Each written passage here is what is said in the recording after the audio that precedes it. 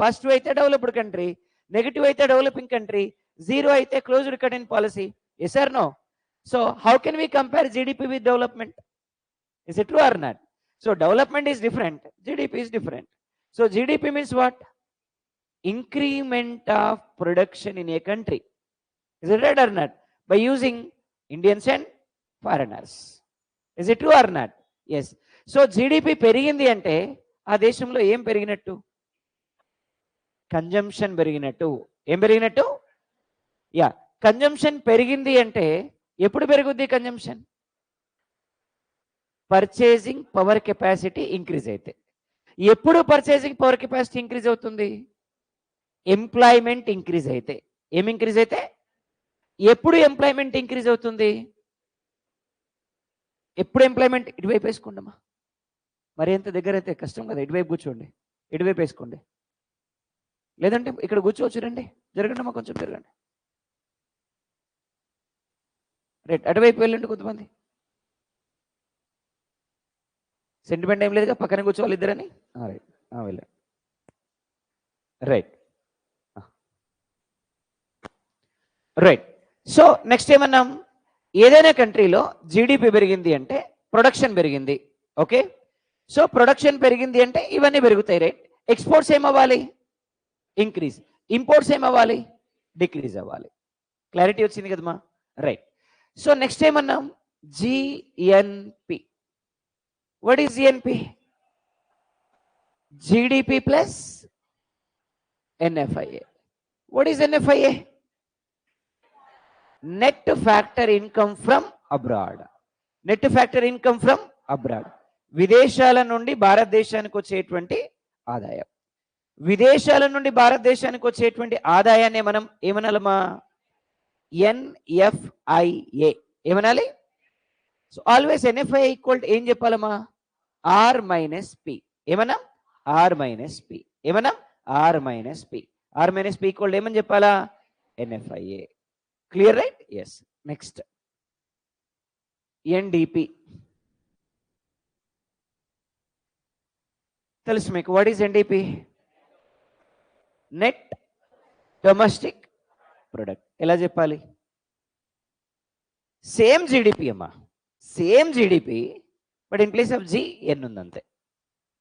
Definition చెప్పండి. మీరు కొంచెం ముందుకెళ్ళొచ్చు కదమ్మా, మీ ముగ్గురు. వీళ్ళకి ఇద్దాం పాపం. ఇప్పుడే వెళ్తే మళ్ళీ మీకు ఇబ్బంది ఉండదు. మంచి వెళ్ళండి. ఇబ్బందిగా ఉంటే వెనక్కి వెళ్ళండి మా ఎవరైనా. Right, okay. Same GDP but G ప్లేస్లో ఏముంది? ఎన్ ఉంది. అమ్మా మీకోసం ఖాళీ చేయించింది. అడుగు చెప్పండి. రైట్. సో జీ ప్లేస్లో ఎన్ ఉంది అంతే. ఇప్పుడు చెప్పండి డెఫినేషన్. ఇక టోటల్, ఫైనల్, ఏ అవుట్కమ్స్? Net outcomes. ఇంతకుముందు జీ ఉన్నప్పుడు గ్రాస్ అవుట్కమ్స్ అన్నాం. ఇప్పుడు ఏమనాలి? Net outcomes. Produced within the boundary in a financial year is called NDP, obviously. Right. Same definition మళ్ళొకసారి. Total, final, net outcomes. ఏ outcomes? Net outcomes produced within the boundary in a financial year is called ఏమనాలి? NDP. ఏమనాలమ్మా? ఇప్పుడు మరి GDP and NDP both are same or both are different? GDP, NDP both are same or different? చూద్దాం ఒకసారి. GDP ఎంత కాలానికమ్మా? 1 year. NDP ఎంత కాలానికమ్మా? 1 year. జీడిపిలో ఏ goods తీసుకోవాలమ్మా? మరి ఎన్డిపిలో ఏం తీసుకోవాలమ్మా? జీడిపి ఎలాంటి ప్రొడక్ట్ అమ్మా? ఇది ఎలాంటి ప్రొడక్ట్ అమ్మా? రైట్. ఇందులో ఏం తీసుకోవాలి? So these two are same. రెండు సేమా? ఇక్కడ గ్రాస్ ఉంది, ఇక్కడ నెట్ ఉంది. సేమ్ ఎలా అవుతాయి? అవ్వవు కదా. కాబట్టి సేమ్ కాదు. ఇప్పుడు ఏం చేయాలి? సేమ్ చేయాలి, అంతే కదమ్మా? Right. So finally GDP not equal to NDP. So మనకి ఎన్డిపి కావాలి కాబట్టి ఎన్డిపి జీడిపి. ఇదే ప్రొడక్ట్ అంటే ప్లస్ డీనా మైనస్ డీనా? Minus D. ఇదే ప్రోడక్ట్ గ్రాస్. ప్లస్ డీనా మైనస్ డీనా? So plus D. ఇప్పుడు ఏం చేయాలి? సేమ్ లాజిక్, ఇంతకుముందు వాడినాం కదా లాజిక్. ఇప్పుడు వీడికి జుట్టు ఉంది, వీడికి గుండు ఉంది. ఇప్పుడు జుట్టుని ఏం చేయాలా? గుండునికి ఈక్వల్ చేయాలా? అంటే వీనికి ఏం చేయాలా? ఎత్తేయాలి జుట్టు. Is it right or not? కాబట్టి మైనస్ డి. ఇంకేమైనా చేయాల్సిన అవసరం ఉందా? ఇక్కడ డిపినే, ఇక్కడ డిపినే, రైట్. సింప్లీ జీడిపిలో నుంచి డిప్రిసియేషన్ తీసేస్తే వచ్చే వాల్యూని మనం ఏమనాలమా? సో ఎన్డిపి ఈక్వల్ ఏం చెప్పాలా? GDP minus D.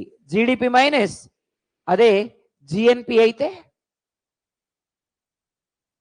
GDP plus GDP plus, అదే ఎన్డిపి అయితే జీడిపి మైనస్ డిప్రిసియేషన్. అంటే ఒక జీడిపి నుంచే ఈ రెండు వాల్యూస్ తీసుకొస్తున్నాం మనం. జీడిపి ఒకటి, అంటే జీడిపిలో నుంచి ఏమేమి వాల్యూస్ వస్తున్నాయి? జిఎన్పి ఒకటి, ఎన్డిపి ఒకటి. అర్థమైంది కదమ్మా? Right. Next NNP. Same GNP but G place లో ఎన్ ఉంది. చెప్పండి. Definition total final net outcomes produced by the citizens in a financial year is called NNP. Yes or no? Right. ఇప్పుడు national income and NNP both are same or both are different? చూద్దాం ఒకసారి. NNP ఎంత కాలానికమ్మా? Yes, NNP కూడా. ఇందులో ఏ product? ఇందులో కూడా yes. ఇది నెట్టా గ్రాసా? గట్టిగా. ఇది ఓకే. ఇప్పుడు ఏరియానా సిటిజన్షిప్పా? ఓకే. ఇప్పుడు ఓకే. సో ఈ రెండు equal, right? Yes, definitely we can say national income equal NNP. Question ఎలా ఉంటుందంటే which of the following is equal to national income అని క్వశ్చన్ ఉంటుంది. Options GDP, GNP, NDP, NNP. Then what is the answer? NNP. మీరు కొద్దిగా తెలుగు కలలు కాబట్టి ఇట్లా అడగడు వాడు, అంత సింపుల్గా అడగడు. ఇది MTSలో క్వశ్చన్. CGLకి వచ్చేసరికి క్వశ్చన్ ఎలా ఉంటుందంటే NI at market price equal NNP at market price, NI at factor cost equal NNP at factor cost. Which of the following is real national income అంటాడు. Which of the following equal to real national income అంటాడు. Which of the following is real national income అంటాడు. ఇప్పుడు మీకు national income తెలుసు కానీ real national income తెలియదు. I right or not? అంటే ఇప్పుడు మనం రియల్ నేషనల్ ఇన్కమ్ చెప్పాలి అంటే నేషనల్ ఇన్కమ్ ఎక్కువ ఉండాలా తక్కువ ఉండాలా? నేను చెప్పిన పాయింట్ మీకు అర్థమైంది కదమ్మా? నేనేమంటున్నా, ఎప్పుడైనా మనం నేషనల్ ఇన్కమ్ని ప్రజెంట్ చేసేటప్పుడు నేషనల్ ఇన్కమ్ని ఎక్కువ ప్రజెంట్ చేయాలా తక్కువ ప్రజెంట్ చేయాలా? తక్కువ ప్రజెంట్ చేయాలి, రైట్? Yes or no? ఒకవేళ ఎక్కువ ప్రజెంట్ చేస్తే ప్రాబ్లమ్స్ ఏంటో నేను చెప్పుకున్నాం మనం కరెంట్ ఇయర్ ప్రైస్ అప్పుడు. అంటే always we must present national income as less. Is it right or not? అంటే లెస్ ప్రజెంట్ చేయాలి అంటే ఇప్పుడు market price value factor cost వాల్యూలో ఏది తక్కువ ఉంటుంది? గట్టిగా. అప్పుడు ఫ్యాక్టర్ కాస్ట్ ఏమనాలి మనం? Real national income. ఆన్సర్ ఏమైంది మరి? NI at factor cost equal to NNP at factor cost is a real national income. Is it true or not? So దీన్ని మనం ఏమనాలా? రియల్ నేషనల్ ఇన్కమ్ అనాలి. అర్థమైంది కదమ్మా? క్లారిటీ వచ్చింది కదా? రైట్. ఇప్పుడు ఇలా అంటాడు question, NI at current year price equal to NNP at current year price, NI at base year price equal to NNP at base year price. Out of these two, what is real national income అంటాడు. Obviously base year price. ఒక మాట మాత్రం అర్థమైంది మీకు క్లియర్గా, ఏ value అయితే తక్కువ ఉంటుందో అదేంటి? నేషనల్ ఇన్కమ్ కాదు, రియల్ నేషనల్ ఇన్కమ్. ఏమన్నా? Real national income. అర్థమైంది కదమ్మా? ఏ వాల్యూ అయితే తక్కువ ఉంటుందో దట్ ఈస్ కాల్డ్ ఏమనాలమ్మా? Real national income. Market price factor cost లో ఏది రియల్ నేషనల్ ఇన్కమ్? గట్టిగా. Current year price base year price లో ఏది రియల్ నేషనల్ ఇన్కమ్? ఇక్కడ మనం ఇట్లా చెప్పాం కదా, వాడు అక్కడ నెంబర్స్ ఇస్తాడు. ఎగ్జామినేషన్లో ఏం చేస్తాడంటే నెంబర్స్ ఇస్తాడు. అంటే ఏమంటాడు? For example national income at current year price equal to 2,50,000. Current year national income at base year price equal to 2,01,000 అట్లా ఇస్తాడు. అర్థమైంది కదమ్మా? అప్పుడు ఏది రియల్ నేషనల్ ఇన్కమ్ అంటాడు. అది కొద్దిగా యూపీఎస్సీ లెవెల్లో ఉండేటువంటి క్వశ్చన్. అంటే నేనేమంటున్నా, క్వశ్చన్ ఏమైనా కానీ కాన్సెప్ట్ తెలిస్తే ఆన్సర్ పెట్టేయచ్చు. సో సింపుల్గా ఒక విషయం మాత్రం అర్థమైంది, ఏమని, రియల్ నేషనల్ ఇన్కమ్ చెప్పాలి అంటే వాల్యూ అయితే ఫ్యాక్టర్ కాస్ట్లో ఉండాలి లేదా బేస్ ఇయర్ ప్రైస్లో ఉండాలి. వాల్యూ ఎప్పుడు కూడా మిగతా వాల్యూ కంటే తక్కువ ఉండాలి. అప్పుడు అది ఏమవుతుంది, రియల్ నేషనల్ ఇన్కమ్. క్లారిటీ వచ్చింది? నో ప్రాబ్లం, అంతే కదమ్మా? రైట్. సో ఫైనలీ ఇప్పటి వరకు అయితే కొద్ది అర్థమైంది, ప్రాబ్లం అయితే లేదు. Yes or no? Right. So ఇప్పుడు చూద్దాం, జీడిపి ఈక్వల్ ఏం రాయాలి, C plus I plus G plus X minus ఎం.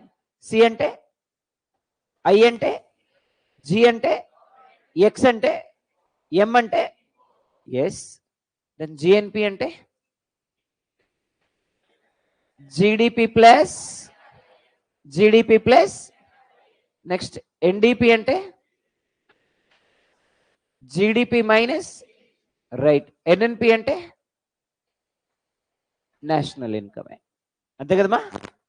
ఇప్పుడు క్వశ్చన్స్ ఎలా ఉంటాయి చూద్దాం. ఇక ఇప్పుడు గనక మీరు చేయగలిగితే up to civil services A question అయినా ఇక్కడ నుంచి చేస్తారనమాట. చూద్దాం. ఇక GDP at market price minus depreciation minus IT plus subsidy equal to what? This is the question. Paper మీద రాసుకొని చేయాలా. నా ముఖం చూస్తే, బోర్డు ముఖం చూస్తే ఆన్సర్ రాదు. GDP at market price minus depreciation minus IT plus subsidy equal to what? Pen paper కూడా తెచ్చుకోలేదమ్మా.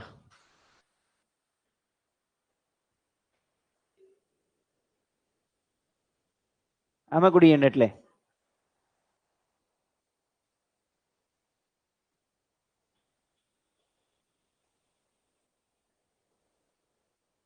ఏమొచ్చిందమ్మా?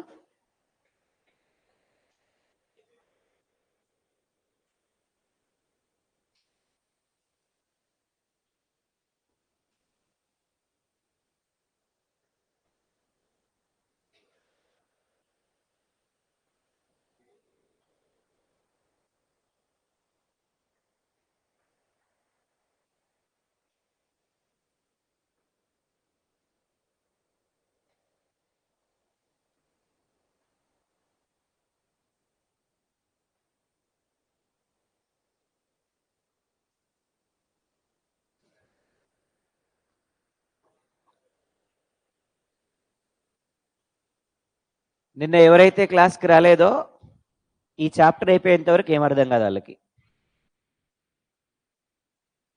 అంతే.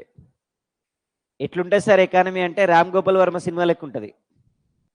పార్ట్ 1 చూస్తేనే పార్ట్ 2 అర్థమైద్ది. ఒక్కొక్కసారి పార్ట్ 1 చూసినా అర్థం కాదు పార్ట్ 2, అట్లుంటుంది.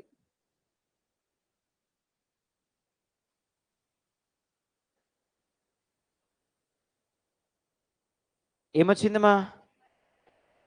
ఎన్డిపి గట్టిగా, సూపర్. ఇదేంటి, ఏం తీసేస్తున్నాం గట్టిగా? గ్రాస్లో నుంచి డిప్రిసియేషన్ తీసేస్తే డిపికి డిపి, మార్కెట్ ప్రైస్కి market price, minus IT plus సబ్సిడీకి మైనస్ ఐటీ ప్లస్ సబ్సిడీ, అంతే కదా? సో మార్కెట్ ప్రైస్లో నుంచి ఐటీ తీసే సబ్సిడీ కలిపితే so NDP factor cost is the answer. వచ్చింది అందరికీ? గట్టిగా, రైట్. నెక్స్ట్ క్వశ్చన్ చూద్దాం. GDP market price plus depreciation minus IT plus subsidy equal to what?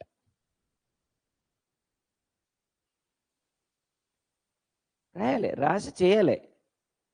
గాల్లో లెక్కలే దప్పుడే.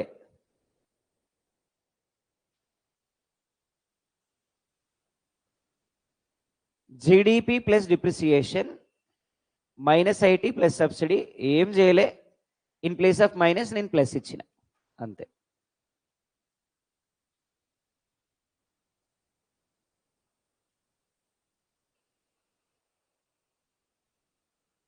నిన్న రాలేమ్మా.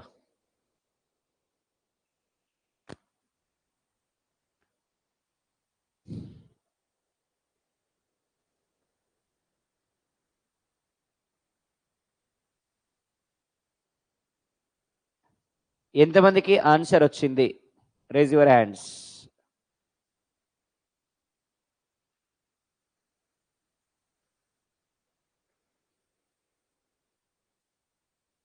ఇది మ్యాథ్స్ అనా? నీ ఇష్టం వచ్చినట్టు చేస్తానికి మైనస్ ఎన్డీపీ ఏంది? నాకు అర్థం కాదు.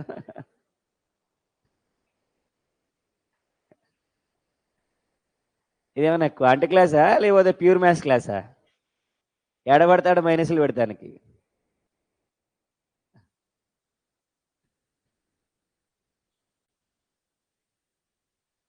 ఎంతమందికి ఆన్సర్ వచ్చింది?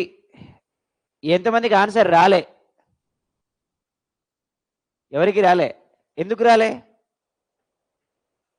Because this is not possible. Answer is none of the above.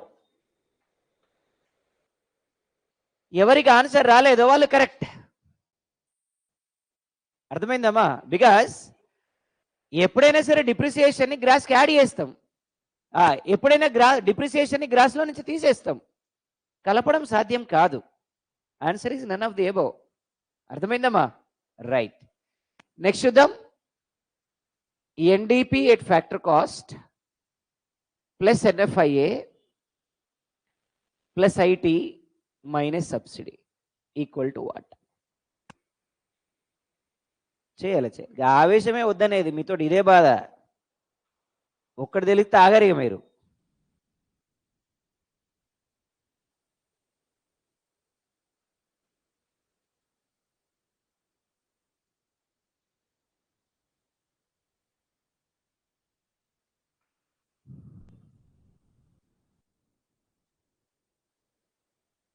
Online no answers.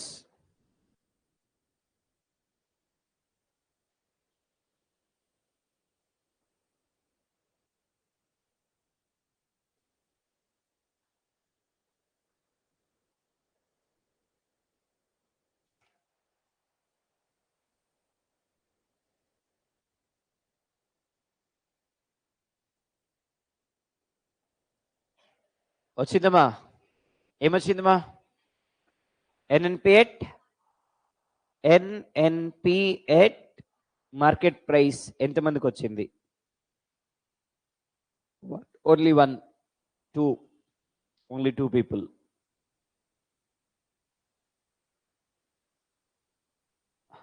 ఎందుకు రాలే?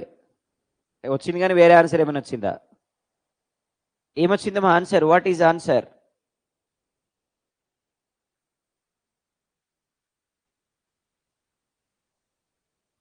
Right.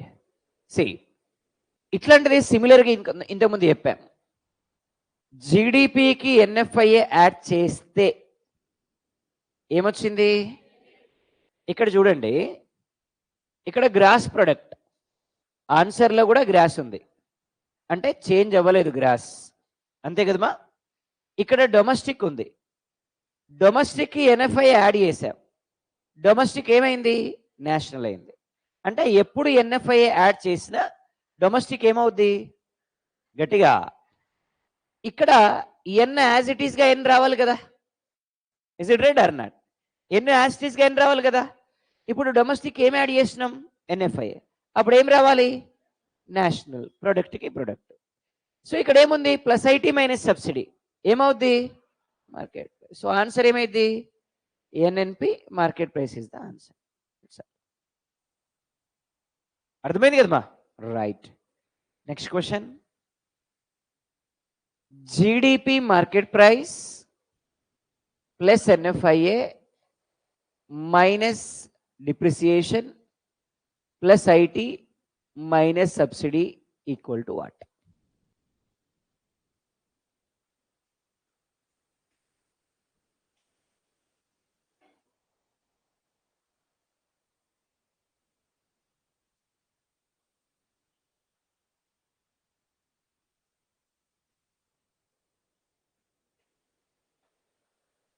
ఏమొచ్చిందమ్మా? NNP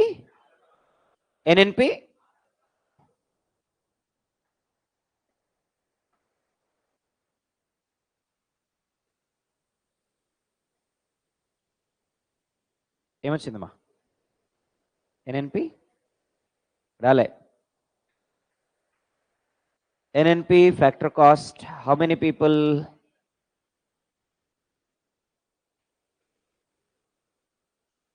what is the answer?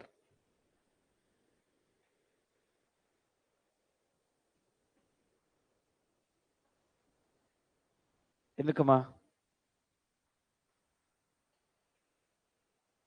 Okay,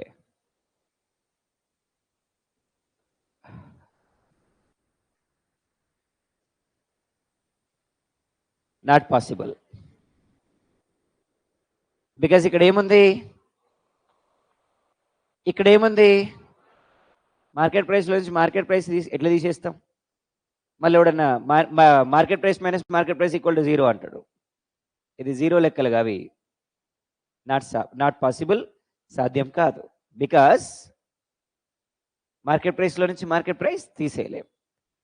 ఒకవేళ ఇక్కడ -IT ప్లస్ సబ్సిడీ ఇచ్చి ఉంటే ఆన్సర్ ఏంటి? గట్టిగా ఎన్ఎన్పి ఎట్ ఫ్యాక్టర్ కాస్ట్. అర్థమైందమ్మా? రైట్. ఇంకోటి చూద్దాం. NDP market price plus depreciation -IT plus subsidy equal to what? NDP at market price plus D -IT plus subsidy. గట్టిగా జిడిపి. షూర్. ఓకే. ఎందుకంటే మనకు తెలుసు gross minus D equal to net, అంతే కదమ్మా? So ఇప్పుడు ఇది డిస్కపోయినాం అనుకోండి, N plus D equal to G. Right, ఇక్కడ ఉంది ఎన్ ప్లస్ డినే. So N plus D equal to ఏం రాయాలి మనం? జి. అప్పుడు ఏమైంది? జిడిపి. సో ఇక్కడ -IT ప్లస్ సబ్సిడీ ఉంది కాబట్టి ఫ్యాక్టర్ కాస్ట్. అర్థమైంది కదమ్మా? రైట్. ఇంకొకటి చూద్దాం. ఇలాంటి క్వశ్చన్స్ వస్తాయి రేపు ఎగ్జామినేషన్లో. Maximum of the questions national ఇన్కమ్లో నుంచి ఇట్లాంటివే ఉంటాయి. ఇట్లాంటి క్వశ్చన్లు ఒక 10-15 అడిగిండా మనోళ్ళు కొంతమంది ఎంజాయ్ చేస్తారు, ఇంకొంతమంది లేచి తూరు పెట్టుందో చూసి దండం పెట్టి సపడేకి ఇంటి పోవడే అంతే. ఇక ఎవరు? డిన్నర్ రానోళ్ళు. అంటే ఎకానమీలో ఒకరోజు మిస్ అయితే ఎంత మిస్ అవుతామో చూడండి. అర్థమైందమ్మా? ఎందుకంటే ఎకానమీలో టోటలీ టెక్నికల్ వర్డ్స్. ఒక్క కాన్సెప్ట్ అర్థమైతేనే దానికి రిలేటెడ్ కాన్సెప్ట్ అర్థమైంది, లేకపోతే కాదు ఇంకా అట్లా. Right. So next problem. NNP market price plus depreciation -NFIA -IT plus subsidy equal to what?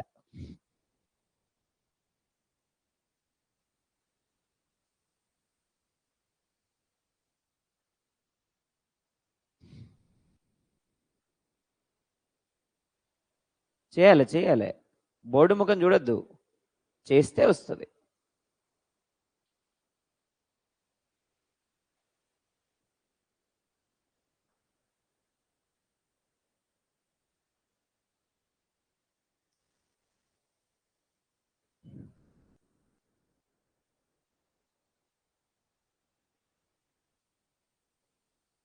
GDP factor cost వచ్చిందమ్మా?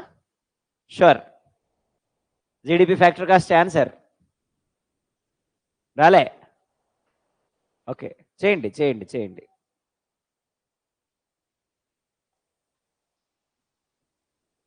ఎట్లొచ్చిందమ్మా GDP factor cost?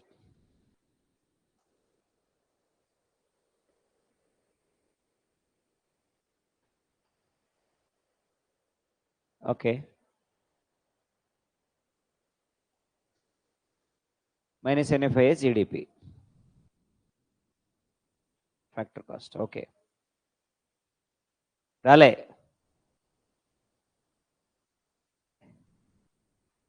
First question ఉంది కదా, నేను ఆన్సర్ నుంచి అడిగిన.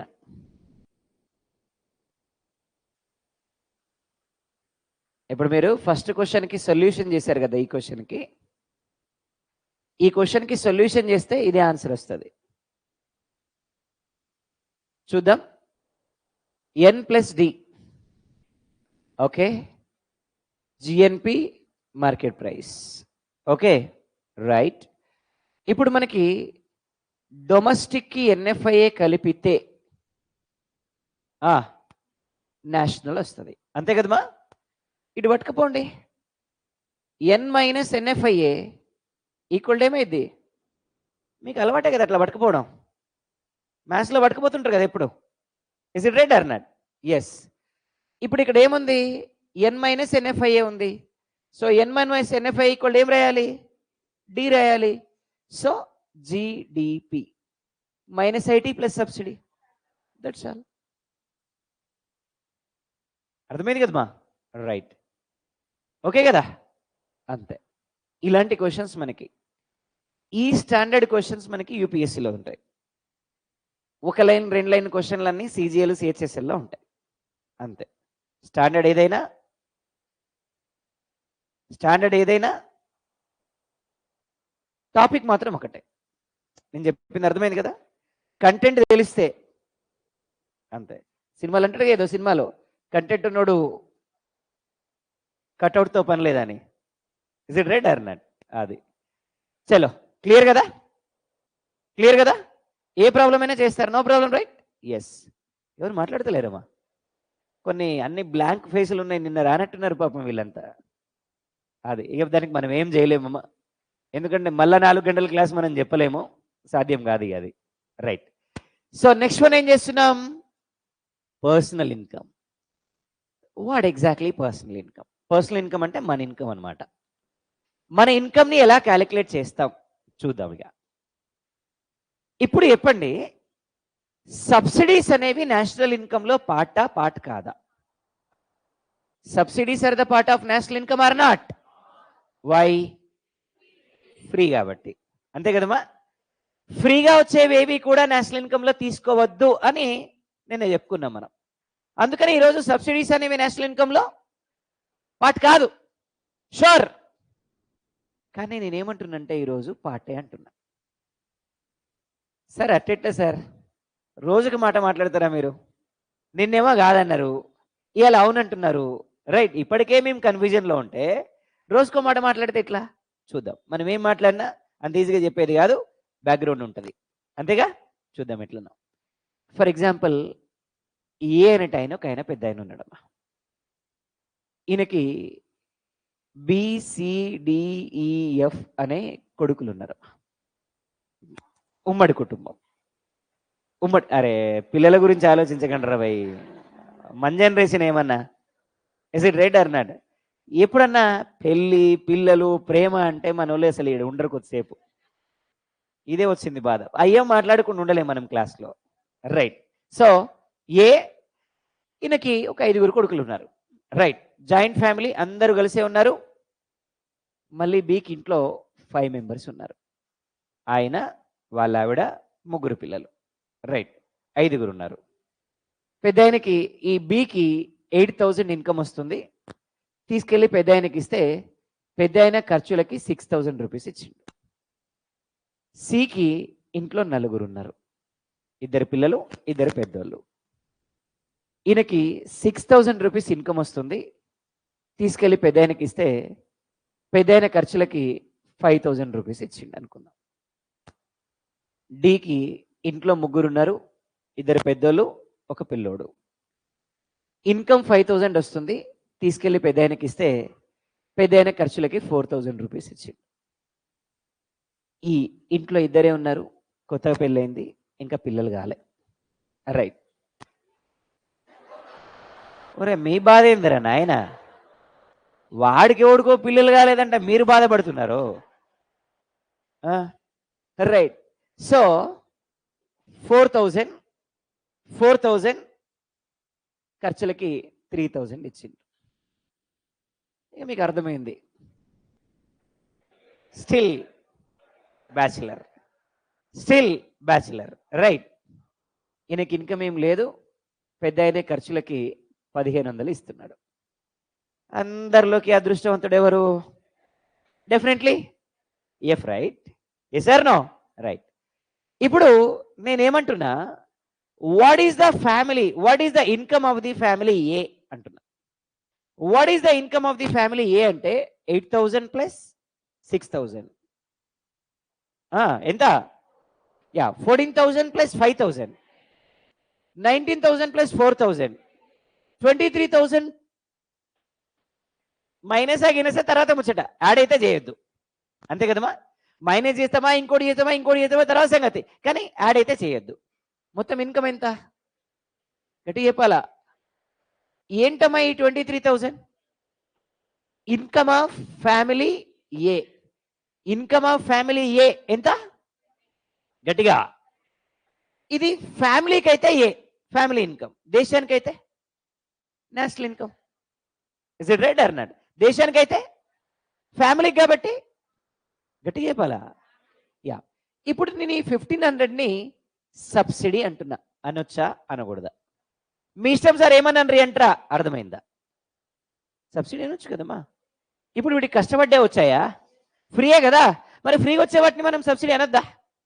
అనొచ్చు కదా. కాబట్టి can I say it is subsidy? గట్టిగా ఎస్ ఆర్ నో? ఇప్పుడు ఈ 1,500 అనేది ఏ అనే పెద్ద అయినా ఈ 23,000లో నుంచి ఇచ్చాడా? ఏమన్నా పార్ట్ టైం జాబ్ చేసి ఇచ్చాడా? అంతే కదమ్మా. అంటే ఇప్పుడు ఈ 1,500 అనేది ఫ్యామిలీ ఇన్కమ్ లో భాగమా కాదా? గట్టిగా. ఇప్పుడు ఒకవేళ దేశానికైతే దీన్ని ఏమన్నాం? ఇప్పుడు దీన్ని ఏమన్నాం?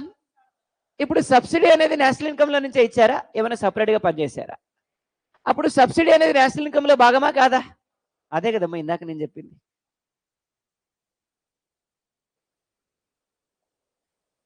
నేను ఇందాక ఏమన్నా? Subsidies are the part of national income or not అంటే మీరు కాదన్నారు, నేను అవునన్నా. ఇప్పుడు అవునా కాదా?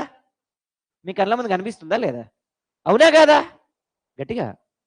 ఎవరు కాన్ఫిడెంట్గా చెప్పట్లేదు. Yes or no? నేనేమంటున్నా, యాడ్ చేస్తామా లేదా అని అడగలే, పార్టా కాదా అని అడిగిన. యాడ్ చేయడానికి పార్ట్ అనడానికి డిఫరెన్స్ ఉందా లేదా? పార్టా కాదా? గట్టిగా చెప్పాలా? Part or not? ఏంటి? All subsidies are provided by the government from the national income only. ఎందుకంటే CM side part time job చేసి ఇయ్యడు, లేదు PM side part time job చేసి ఇయ్యడు. మనం కట్టిన ట్యాక్సెస్ లో నుంచే మనకి ఇస్తారు. Is it right or not? అందుకని part of the national income or not? గట్టిగా. Part of the national income or not? Definitely yes, right. అంటే ఇప్పుడు నేను నేషనల్ ఇన్కమ్ సబ్సిడీ అనేది నేషనల్ ఇన్కమ్ లో భాగమే అని చెప్పొచ్చా? గట్టిగా గట్టిగా. National income plus subsidy. Sir మరి ప్లస్ అనే వర్డ్ ఎందుకు యూజ్ చేశారు మీరు? ప్లస్ అనే సైన్ ఎందుకు యూజ్ చేశారు అంటే, నేను పాఠం చెప్పడానికి స్పెషల్గా సింబల్ ఏం లేదు, అందుకని ప్లస్ అని చెప్పా. అర్థమైందా? ఇక్కడ మీరు ఏమనుకోవాలి? పాట అనుకోవాలి తప్ప యాడ్ చేస్తున్నాం అనుకోవద్దు. అర్థమైంది కదా? గట్టిగా. రైట్. ఇప్పుడు ఇన్కమ్ ట్యాక్స్ అనేది పర్సనల్ ఇన్కమ్ లో భాగమా, భాగం కాదా? Income tax is a part of the personal income or not? Part of the national income or not? గట్టిగా గట్టిగా. Yes, yes or no? Yes. చూద్దాం ఒకసారి. ఫర్ ఎగ్జాంపుల్, నేను మంత్లీ 1,00,000 రూపాయలు సంపాదిస్తున్నా అనుకోండి. అట్లా అనుకోండి. రే 1,00,000 రూపాయలే సంపాదిస్తే గవర్నమెంట్ ఉద్యోగాలన్నీ వదిలేసుకొని మళ్ళీ క్లాసులు ఎందుకు చెప్తాం రా నాయన? అంతే కదా? Is it right or not? 1,00,000 సంపాదిస్తున్నాం అనుకోరు, అట్లా ఎగ్జాంపుల్ అనుకోరు అట్లా. రైట్. సో సంవత్సరానికి ఎంత వస్తాయి? 12 లక్షలు వస్తాయి, అంతేగా? రైట్. ఇప్పుడు నేను ఒక 10% ట్యాక్స్ అయితే కట్టాలి. యాక్చువల్గా 30% కట్టాలి. ఇక మనకు లెక్కలు తెలుసు కాబట్టి 10% కడుతున్నాం అనుకోండి. రైట్, 10% కడుతున్నాం అంటే ఎంత కట్టాలా? 1,20,000 రూపీస్ కట్టాలి, అంతే కదా? అంతే కదా? రైట్. ఇప్పుడు ఈ 1,20,000 నాదా గవర్నమెంట్దా?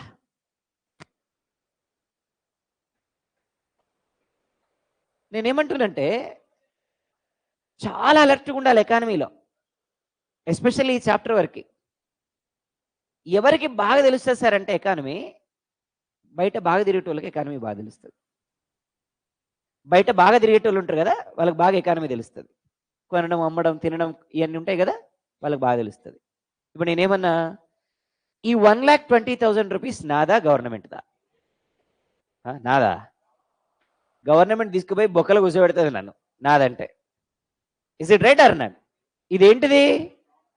గట్టిగా ట్యాక్స్ ఇది. Yes or no? నాదైద్దా? ఎవరిది?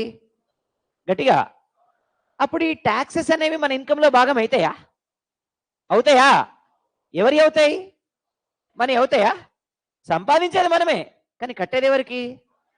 ఇప్పుడు పోనీ మళ్ళీ గవర్నమెంట్ మనల్ని పిలిచి ఇస్తుందా? ఇయ్యదు కదా. ఒకసారి ఇచ్చినమంటే ఉండి లేసినట్టే కదా. Is it right or not? గట్టిగా. ఇప్పుడు ఐటీ అనేది మన ఇన్కంలో భాగమా కాదా? గట్టిగా. Plus or minus? Minus IT. అర్థమైంది కదమ్మా? అర్థమైందా లేదా? అర్థం కాలే? ఏం లేదు నాన్న. ఇప్పుడు నేనున్నా కదమ్మా, నేనేం చేసినంటే 12 లక్షలు సంపాదించిన. భారతదేశంలో 5 లక్షల కంటే ఎక్కువ సంపాదిస్తే గవర్నమెంట్కి ట్యాక్స్ కట్టాలి. వినండ్రా నాయన. ఎవరు చెప్పిర్రు రేడని? మీరు అనుకుంటారా ఎవరైనా చెప్పిర్రా? ఎగ్జామ్షన్స్ తోటి 7. అర్థమైందా? బేసిక్ అయితే 5. 5 కూడా కాదు, 2.5. అర్థమైందా? ఇండియాలో 2.5 లక్షల వరకు సంపాదిస్తే ట్యాక్స్ లేదు. 2.5 లక్షల నుంచి 5 లక్షల వరకు సంపాదిస్తే 5% ట్యాక్స్. అర్థమైందా? సో కాబట్టి ఫ్యాక్ట్స్ వేరు, మీకు తెలిసింది వేరు. రైట్. సో ఏం చెప్తున్నావు ఇంతకి? నేను ఓ 12 లక్షలు సంపాదిస్తున్నా. 12 లక్షలు సంపాదిస్తే గవర్నమెంట్ ఊకోదు, ముక్కు పిండి వసూలు చేస్తుంది. అర్థమైందమ్మా? ఏమంటది? బ్రదర్, నువ్వు 12 లక్షలు సంపాదిస్తున్నావు కాబట్టి నువ్వేం చేయాలా? 10% ట్యాక్స్ కట్టాలి అని చెప్పింది. ఆ దగ్గర నుంచి 10% తీసుకుంటుంది. ఇప్పుడు 10% అంటే 1,20,000 రూపాయలు. 1,20,000 రూపాయలు తీసుకపోయి నేను గవర్నమెంట్కి కట్టిన. ఒకవేళ గట్లే తీసుకపోయి ఆడ కూర్చోబెడతారు. ఏడా? జైల్లో. అర్థమైంది కదా? ఈ పంచాయతీ అంతా మనకెందుకు రాబాయి, పోతే పోయిన 1,20,000 కడతామా లేదా? కట్టిన. ఇప్పుడు ఈ కట్టిన 1,20,000 రూపాయలు నాయా గవర్నమెంట్యా? ఒకసారి కట్టినామంటే మనం అవుతాయా? ఎవరి అయ్యి? Government. Is it right or not? నేనేమడుగుతున్నా ఇక్కడ, మనం పే చేసిన 1,20,000 రూపీస్ అనేవి మనయా గవర్నమెంట్ అని అడుగుతున్నా. అంటే గవర్నమెంట్ ఏంటంటే డెఫినెట్గా మన అయితే కావు కదా. అంటే ఈ 1,20,000 రూపీస్ని మనం ఏమన్నాం? ఐటీ అన్నాం, ఇన్కమ్ ట్యాక్స్ అన్నాం. అంటే ఇన్కమ్ ట్యాక్స్ మనది అవుతుందా గవర్నమెంట్ అవుతుందా? అప్పుడు మనది అవుతుందా? కాదు అంటే ప్లస్సా మైనసా? Minus IT. క్లారిటీ వచ్చింది కదా? రైట్. నెక్స్ట్ ఎస్ఎస్సీలు అంటున్నాం, సోషల్ సెక్యూరిటీస్ అంటాం. ఇన్సూరెన్స్లు, పిఎఫ్లు, ఈఎఫ్లు ఉంటాయి కదా, అవి. ఇప్పుడు ఇన్సూరెన్స్లు అనేవి మన ఇన్కంలో భాగమా భాగం కాదా? Part of the national income or not? ఇన్సూరెన్స్లు డబ్బులు ఉంటాయి కదమ్మా, అవి మన ఇన్కంలో భాగమా భాగం కాదా? శివ డౌట్ ఏంటంటే, మీ శాలరీ ఎవ్రీ మంత్ ఎప్పటికప్పుడే ఖర్చు పెడితే గవర్నమెంట్కి ట్యాక్స్ కట్టాల్సిన అవసరం లేదా? ఇది ఖర్చు శివ, ఖర్చు. అది నువ్వు నెల నెలకు ఖర్చు పెట్టుకో, రోజు ఖర్చు పెట్టుకో, కానీ ఫిక్స్డ్గా నీ అకౌంట్లో అయితే మంత్లీ పడుతుంది కదా. మంత్లో పడ్డది లెక్క, ఖర్చు పెట్టుకుంది కాదు. ఖర్చు పెట్టుకున్నదాంతో సంబంధం లేదు, నువ్వేమైనా చేసుకో. కానీ నీకు యావరేజ్గా ఇయర్లీ ఎంత ఇన్కమ్ క్రెడిట్ అవుతుంది అనేది చూస్తారన్నట్టు. ఒకవేళ అకౌంట్లో క్రెడిట్ అవ్వకుండా ఉండే శాలరీ ఉంటుందిగా, దానికి లెక్కలు చూపించాల్సిన అవసరం లేదు. అవన్నీ దొంగ లెక్కలు. అర్థమైంది కదా? రైట్. చెప్తా, ఆ లెక్క కూడా చెప్తా నేను. ఆ లెక్క కూడా నేను చెప్తా, తర్వాత వస్తుంది, నేను మళ్ళీ చెప్తా. రైట్. సోషల్ సెక్యూరిటీస్ అమ్మా, ఇన్సూరెన్స్లు ఉన్నాయి కదా, ఇవి మన ఇన్కంలో భాగం అవుతాయా అవ్వవా? షూర్. చూద్దాం ఒకసారి. మీకు సినిమా హీరోయిన్ శ్రీదేవి తెలుసు కదా? శ్రీదేవి ఇప్పుడు లేదు, పోయింది, చచ్చిపోయింది కదమ్మా శ్రీదేవి. ఇద్దరు ఉన్నారమ్మా శ్రీదేవిలో? ఏమన్నా ఒకలే ఉన్నారా? Right. So cinema heroine Sridevi చచ్చిపోయింది. బతుకున్నప్పుడు 100 కోట్ల ఇన్సూరెన్స్ కట్టింది, బరాబర్ 100 కోట్లు కట్టింది ఇన్సూరెన్స్. చాలా మంది ఆమె పోవడానికి కారణం కూడా అదే అన్నారు, 100 కోట్ల ఇన్సూరెన్స్ కట్టడం అన్నారు. మీకు అర్థమైంది కదా ఇక? రైట్. ఇప్పుడు శ్రీదేవి చచ్చిపోయిన తర్వాత ఈ 100 కోట్లు ఎవరికి వచ్చి వేశారంటే వాళ్ళ బిడ్డ జాన్వీ కపూర్కి వచ్చింది. జాన్వీ కపూర్కి వచ్చినాయి. ఇప్పుడు వినండిరా నాయన, మీ ఆవేశం సెలవుండా. ఆడోళ్ళ పేరు తెలిస్తే చాలు. ఎక్కడ అడుగు మనుషులు రా నాయన మీరంతా. అంటే నాకు ఒక్కొక్కసారి అనిపిస్తుంది అన్నట్టు, జీవితంలో ఎప్పుడు వీళ్ళు ఆడోళ్ళ పేర్లు వినలేదు, పెళ్ళి వీటి గురించి వినలేదు, ఎప్పుడో అడవుల నుంచి బయటికి వెళ్ళి ఇప్పుడే క్లాస్కి వచ్చినట్టు చేస్తారు వీళ్ళు ఒక్కొక్కడు. అర్థమైందా? అడవి మనుషులు ఉంటారు వెనకటి రోజుల, అట్లా చేస్తారు ఒక్కొక్కడు. వినాలే, ఎందుకు రా ఆవేశం? మీ గర్ల్ ఫ్రెండ్ అయిందా ఏమన్నా? ఆమె పేరు చెప్పినంత మాత్రాన ఏమో ఆనందం ఏందంట? అయితే బాగుండా. అలా గేట్ కాడికి పోయిరా, గేట్ కాడికి పోయిరా అయినట్టే, అంతే కదా. ఒక అట్లుంటుంది అన్నట్టు.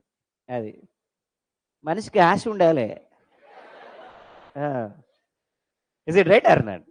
అట్లా అట్లే బతికేవు కళల్లో. అర్థమైందా? రైట్. అట్లా ఉండదు ఇక, అయిపోయి. నువ్వు ఎప్పుడు కలలు కనాలి? ఉద్యోగం గురించి, జీవితం గురించి కలలు కనాలి. ఐశ్వర్యరాయ్ పెళ్ళం కావాలి, జాన్వీ కపూర్ పెళ్ళం కావాలని కోరుకోవద్దు. అర్థమైందా? రైట్. ఏం చెప్తున్నాం ఇంతకి? జాన్వీ కపూర్కి వచ్చినాయేమో డబ్బులు. ఇగో ఈ మాట్లాడితే మధ్యలో ఇదే ఉంటుంది పరిస్థితి. రైట్. సో ఈ 100 కోట్లు ఎవరికి వచ్చినాయి? జాన్వీ కపూర్కి వచ్చినాయి. ఇప్పుడు ఈ 100 కోట్లు జాన్వీ కపూరియా, శ్రీదేవియా? గట్టిగా. జాన్వియా, శ్రీదేవియా? గట్టిగా. శ్రీదేవి అయితే కాదుగా. మనం మాట్లాడేది శ్రీదేవి గురించా, జాన్వీ గురించా? మన కాన్సెప్ట్ శ్రీదేవి, జాన్వీ కాదు. అర్థమైందమ్మా? మన కాన్సెప్ట్ శ్రీదేవి, జాన్వీ కాదు. అప్పుడు శ్రీదేవి అవుతాయా? అవు. అర్థమైనట్టే ఉంది కానీ అర్థం కాలే. ఒక 2 పెన్నులు ఇవ్వండి అమ్మా, 2 సేమ్ పెన్నులు. అంటే డిఫరెంట్గా ఉండాలి కొద్దిగా కలరు, కంపెనీ ఒకటే ఉండాలి, అట్లా నేను. రైట్. ఓకే. సో ఈమె పేరు శ్రీదేవి.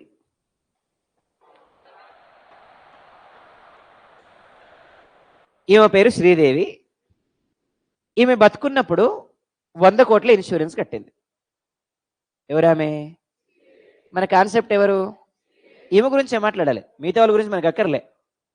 శ్రీదేవి, ఈమె పేరు శ్రీదేవి. ఈమె బతుకున్నప్పుడు 100 కోట్ల ఇన్సూరెన్స్ కట్టింది. అన్ఫార్చునేట్లీ పోయింది. ఈ డబ్బులు అలా కూతురికి వచ్చినాయి, జాన్వీకి. అలా బిడ్డకి జాన్వీకి వచ్చినాయి 100 crores. ఇప్పుడు ఈ 100 crores-ని శ్రీదేవి ఎంజాయ్ చేస్తుందా, జాన్వీ ఎంజాయ్ చేస్తుందా? అంటే ఈ 100 కోట్లకి శ్రీదేవికి ఏమైనా సంబంధం ఉందా? సో ఇప్పుడు మరి ఈ 100 కోట్లు శ్రీదేవి అవుతాయా? అప్పుడు శ్రీదేవికి ప్లస్సా మైనస్సా? అప్పుడు ఎస్ఎస్సి ప్లస్సా మైనస్సా? శ్రీదేవికి ప్లస్సా మైనస్సా? గట్టిగా. So minus SSC. అర్థమైంది కదమ్మా? ఎవరైతే కడతారో వాళ్ళకి ఆ డబ్బులు రావు. ఇన్సూరెన్స్లు అంటేనే బతుకున్నప్పుడు కడితే పోయినకొచ్చేయి, ఉన్నోడు కడితే పోయినోడు కడితే ఉన్నోడు ఎంజాయ్ చేసేవి. అర్థమైందమ్మా? గట్టిగా. ఎస్. కాబట్టి ఎస్ఎస్సి కాదు. నెక్స్ట్ యూడిపి అంటున్నాం, అన్డివైడెడ్ ప్రాపర్టీస్ అంటాం. ఏమనాలా? Undivided properties. ఏమనాలి? Then what exactly undivided properties అంటే, మనోడు నగేష్ ఉన్నాడు, వచ్చిండు అయ్యాలా? నగేష్ ఉన్నాడు. నెక్స్ట్ జగన్ ఉన్నాడు, వచ్చిండా జగన్? రైట్. పక్క పక్కనే కూర్చుండ్రు ఆయన. రైట్. సో నగేష్ ఉన్నాడు, జగన్ ఉన్నాడమ్మా. ఇద్దరు కలిపి ఎన్జే సొల్యూషన్స్ అని కంపెనీ పెట్టిండ్రు, ఒక సాఫ్ట్వేర్ కంపెనీ పెట్టారు ఇద్దరు కలిపి, ఎన్జే సొల్యూషన్స్ అని. ఈయనొక 50,000 ఇన్వెస్ట్ చేసిండు, ఈయనొక 50,000 ఇన్వెస్ట్ చేసిండు. ఇద్దరు కలిపి ఒక 1 lakh ఇన్వెస్ట్ చేశారు. ఈ కంపెనీలో నెలకి 10,000 రూపీస్ వస్తున్నాయి. ఇప్పుడు నగేష్ ఇన్కమ్ ఎంత, నెక్స్ట్ జగన్ ఇన్కమ్ ఎంత? నగేష్ ఇన్కమ్ ఎంత, జగన్ ఇన్కమ్ ఎంత? Is that 5,000 5,000 or 55,000 55,000? Try to understand my words. నేనేమన్నా, ఇద్దరు చెరొక 50,000 పెట్టి పెట్టుబడి పెట్టి ఒక కంపెనీ పెట్టారు. ఈ కంపెనీలో నెలకి 10,000 లాభం వస్తుంది. ఇప్పుడు జగన్ ఇన్కమ్ ఎంత, నగేష్ ఇన్కమ్ ఎంత? Is that 5,000 5,000 or 55,000 55,000? 5,000 5,000 55,000 55,000.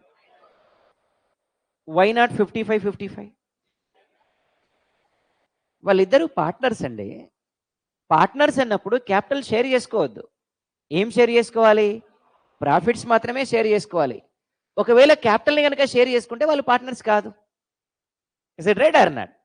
ఒకవేళ క్యాపిటల్ని కనుక వాళ్ళు షేర్ చేసుకుంటే they are not partners. Is it right or not?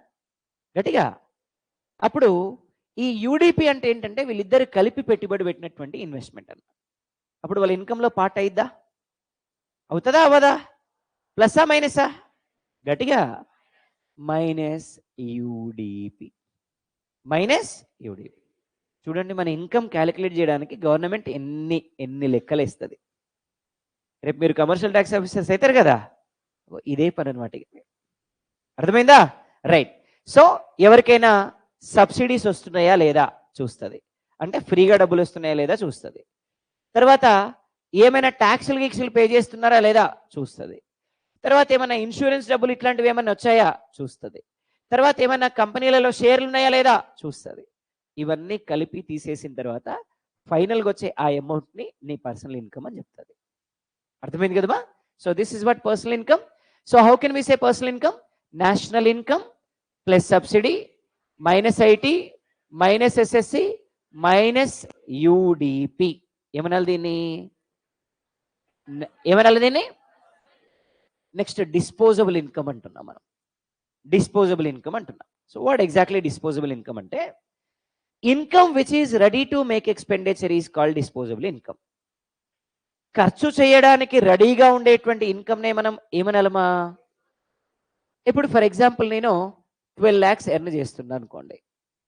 ఇప్పుడు ఈ 12 lakhsకి 12 lakhs మనం ఖర్చు పెడతామా? ఇందులో ఏం చేసినాం? 1,20,000 రూపీస్ ట్యాక్స్ పే చేసాం కదా. 1,20,000 రూపీస్ పోతే మిగిలింది ఎంత? 10,80,000, రైట్? Yes or no? ఇప్పుడు నేను ఖర్చు పెట్టుకోవాలంటే 12 lakhs 10,80,000? ఇప్పుడు మరి ఈ డిస్పోజబుల్ ఇన్కమ్ అంటే 10,80,000 12 lakhs? గట్టిగా చెప్పాలా? అర్థమైందమ్మా? ఇప్పుడు ఈ 10,80,000 ఎలా వచ్చిందమ్మా? మొత్తం ఇన్కంలో నుంచి ఇన్కమ్ ట్యాక్స్ తీసేస్తే వచ్చింది. Is it true or not? అప్పుడు డిస్పోజబుల్ ఇన్కమ్ ఈక్వల్ టు ఏం చెప్పాలా? Personal income minus income tax equal to ఏం చెప్పాలా? Disposable income. ఏమనాలమ్మా? Personal income minus income tax equal to ఏం చెప్పాలి? Disposable income. ఒక డౌట్ వచ్చింది అందరికి. ఎస్, అందరికీ ఒక డౌట్ వచ్చింది. ఏమంటే ఆల్రెడీ పర్సనల్ ఇన్కంలో ఇన్కమ్ ట్యాక్స్ తీసేసాం, మళ్ళీ డిస్పోజబుల్ ఇన్కంలో తీసేస్తున్నాం. ఎన్నిసార్లు ఇట్లనే తీసేసుకుంటూ పోతే మిగిలేది ఏంది మనకి? అంతే కదమ్మా? రైట్. ఇప్పుడు క్లారిటీ వస్తుంది చూడు. శివ, నువ్వు కూడా వినమ్మా, ఇప్పుడు క్లారిటీ వస్తుంది. ఇక రైట్, ఏంటి చూద్దాం. ఫర్ ఎగ్జాంపుల్, నేను నెలకు 1,00,000 రూపాయలు సంపాదిస్తున్నా అనుకోండి. రైట్. ఈ 1,00,000 రూపాయల్లో నేను 4 ఇన్స్టిట్యూట్లలో క్లాసులు చెప్తా, 4 ఇన్స్టిట్యూట్లు ఇస్తున్నాయి. ఫర్ ఎగ్జాంపుల్, ఎవరెస్ట్ ఒక 50,000 ఇస్తుంది అనుకోండి. ఎవరెస్ట్ ఒక 50,000 ఇస్తుంది అనుకోండి నెలకి. ఐఏసి ఒక 50,000 ఇస్తుంది అనుకోండి. నెక్స్ట్ ఇంకో ఇన్స్టిట్యూట్ ఏదైనా, నేను వెళ్ళాను అక్కడికి. ఇంకో ఇన్స్టిట్యూట్ ఈఎస్ ఒక 50,000 ఇస్తుంది అనుకోండి. నెక్స్ట్ ఇంకొక ఇన్స్టిట్యూట్ ఒక 50,000 ఇస్తుంది అనుకోండి. అట్లా అనుకోండి, నిజం కాదు ఇదంతా. మళ్ళీ రేపు మీరు ఇన్కమ్ ట్యాక్స్ ఆఫీసర్ అయినాక నా మీద రెడీ చేశారు ఫస్ట్. రైట్, ఇదంతా ఉత్తముచ్చటే, అట్లా చెప్పాలి, మీకు అర్థం కావాలి కాబట్టి చెప్తున్నాను నేను, అంతే. రైట్. సో 4 ఇన్స్టిట్యూట్లు కలిపి ఒక 2 లక్షలు ఇస్తాయి. ఒక నెలకి ఒక 2 లక్షలు ఇస్తారు అనుకుందాం. అట్లా అనుకోండి, నిజంగా ఇయర్లే కానీ అట్లా అనుకోండి. Right, okay. ఇస్తే సంతోషమే కదా. రైట్. సో ఇట్లా 2 లక్షలు వస్తున్నాయమ్మా. రైట్. ఇంటూ సంవత్సరానికి ఎంత వస్తాయమ్మా? 24 lakhs వస్తాయి. అంతే కదమ్మా? రైట్. సో 24 lakhs అంటే నేను 30% ట్యాక్స్ కట్టాలమ్మా. 30% ట్యాక్స్ కట్టాలి. 30% అంటే ఎంత? 7,20,000, రైట్? అంతే కదమ్మా? సున్నాలు సరిపోయినాయి, ఇంకేమైనా పెట్టాలా? అంతే కదా? రైట్. సో 7,20,000 రూపీస్ నేను ట్యాక్స్ కట్టాలా. 7,20,000 రూపీస్ అంటే ఇప్పుడు నేను ఎంత కట్టాలి? నెలకి 60,000 రూపీస్ కట్టాలి. అంతే కదమ్మా? 60,000 రూపాయలు కట్టాలి. Yes or no? రైట్. ఇప్పుడు ఎవరెస్ట్ కానీ, ఐఏసీ కానీ, గేట్ మాస్టర్ కానీ, ఇంకోటి కానీ, ఐఏఎస్ కానీ వీళ్ళు ఉన్నారు కదా, వీళ్ళు ఏం చేస్తారంటే ఈ 60,000 రూపీస్ని ముందే కట్ చేసుకొని ఇస్తారు. వీళ్ళు 50,000 ఇయ్యరు నాకు. 60,000 డివైడెడ్ బై 4 అంటే ఎంత? 15,000. సో వీళ్ళు 15,000 కట్ చేసుకుంటారు. వీళ్ళు ఏమంటారు? 15,000 కట్ చేసుకుంటారు. వీళ్ళు 15,000 కట్ చేసుకుంటారు. వీళ్ళు 15,000 కట్ చేసుకుంటారు. అర్థమైందా? అంటే పేరుకు మాత్రమే నాకు 50,000. ఇది నెట్టా గ్రాసా? గ్రాస్ ఎంత? 50,000. గ్రాస్ ఎంత? అదే పెళ్లి చూపులు పోయినప్పుడు చెప్పుకునే శాలరీ ఎంత అంటే 50,000. ఇంత రాదు. 15,000 డిడక్ట్ అయింది కదా. 15,000 డిడక్ట్ అయితే ఎంత వస్తుంది? ఎస్. అంటే నా అకౌంట్లో నిజంగా ఎంత పడుతుంది? 35,000 ఇలా అకౌంట్లో పడుతుంది. అంటే ముందే వీళ్ళు ఏం చేస్తారు అంటే నా శాలరీలో నుంచి డిడక్ట్ చేసుకొని రిమైనింగ్ నాకు ఇస్తారు. అర్థమైంది కదమ్మా? రైట్. సో ఇలా వీళ్ళు ఏం చేశారు? నాకు డిడక్ట్ చేసుకొని ఇచ్చారు. అంటే నేను సంవత్సరానికి 7,20,000 రూపీస్ ట్యాక్స్ కడుతున్నట్టు on the basis of my income per month. అర్థమైందమ్మా? ఇలా సంవత్సరం అయిపోయిన తర్వాత నేను ఏం చేస్తానంటే ఐటీ రిటర్న్స్ని ఫైల్ చేస్తాను. ఐటీ రిటర్న్స్ని ఫైల్ చేస్తాను. సో ఇది నా ఆఫీస్. అంటే నేను ఎక్కడైతే వర్క్ చేస్తున్నానో నేను వర్క్ చేస్తున్న వాళ్ళు నా ఇన్కమ్ మీద డిడక్ట్ చేసింది. అంటే నా ఆఫీస్ ఏం చూపించింది? కేవలం నా ఇన్కమ్ మాత్రమే చూపించింది. అర్థమైందా? ఇప్పుడు ఐటీ రిటర్న్స్ ఫైల్ చేసేటప్పుడు నేనేం చేస్తా? నా ఎక్స్పెండిచర్స్ని కూడా చూపిస్తా. సార్ నాకు ఈ 4 ఇన్స్టిట్యూట్లు కలిపి ఇంత ఇస్తున్నాయి ఫైన్, కానీ నాకు ఎక్స్పెండిచర్ కూడా ఉంది సార్ చూడండి. సో ఏంటి సార్ ఎక్స్పెండిచర్ అంటే ఇప్పుడు యాన్యువల్లీ నేను ఎంత సంపాదిస్తున్నా? 24 lakhs కదా. అంతే కదమ్మా? రైట్. సార్ నాకు హౌస్ ఉంది సార్, దాని మీద నేను లోన్ తీసుకున్నా. మంత్లీ నేను మోర్ దెన్ 50,000 50,000 కడుతున్నా. This is my expenditure. So 50,000 కడుతున్నా అంటే సంవత్సరానికి ఎంత కడుతున్నా? గట్టిగా 6 లక్షలు కడుతున్నా. మైనస్ 6 lakhs ఎంత? 18 lakhs. అంటే ఇప్పుడు నా ఇన్కమ్ ఎంత? 18 lakhs అనమాట. అర్థమైంది కదమ్మా? రైట్. ఇప్పుడు నాకు కారు ఉంది సార్, దాని మీద లోన్ ఉంది, మంత్లీ 30,000 కడుతున్నా. అంటే సంవత్సరానికి ఎంత కడుతున్నా? 3 lakh. గట్టిగా 3 lakh. ఎస్, 3,60,000 తీసేయండి. 14,40,000. అంతే కదమ్మా? ఒక సున్నా తక్కువ ఉండాలా? 40,000. అంతే కదా? రైట్. సో సార్ నేను ఇన్సూరెన్స్ కడుతున్నా, సంవత్సరానికి ఒక 5 లక్షలు ఇన్సూరెన్స్ కడుతున్నా. తీసేసేయండి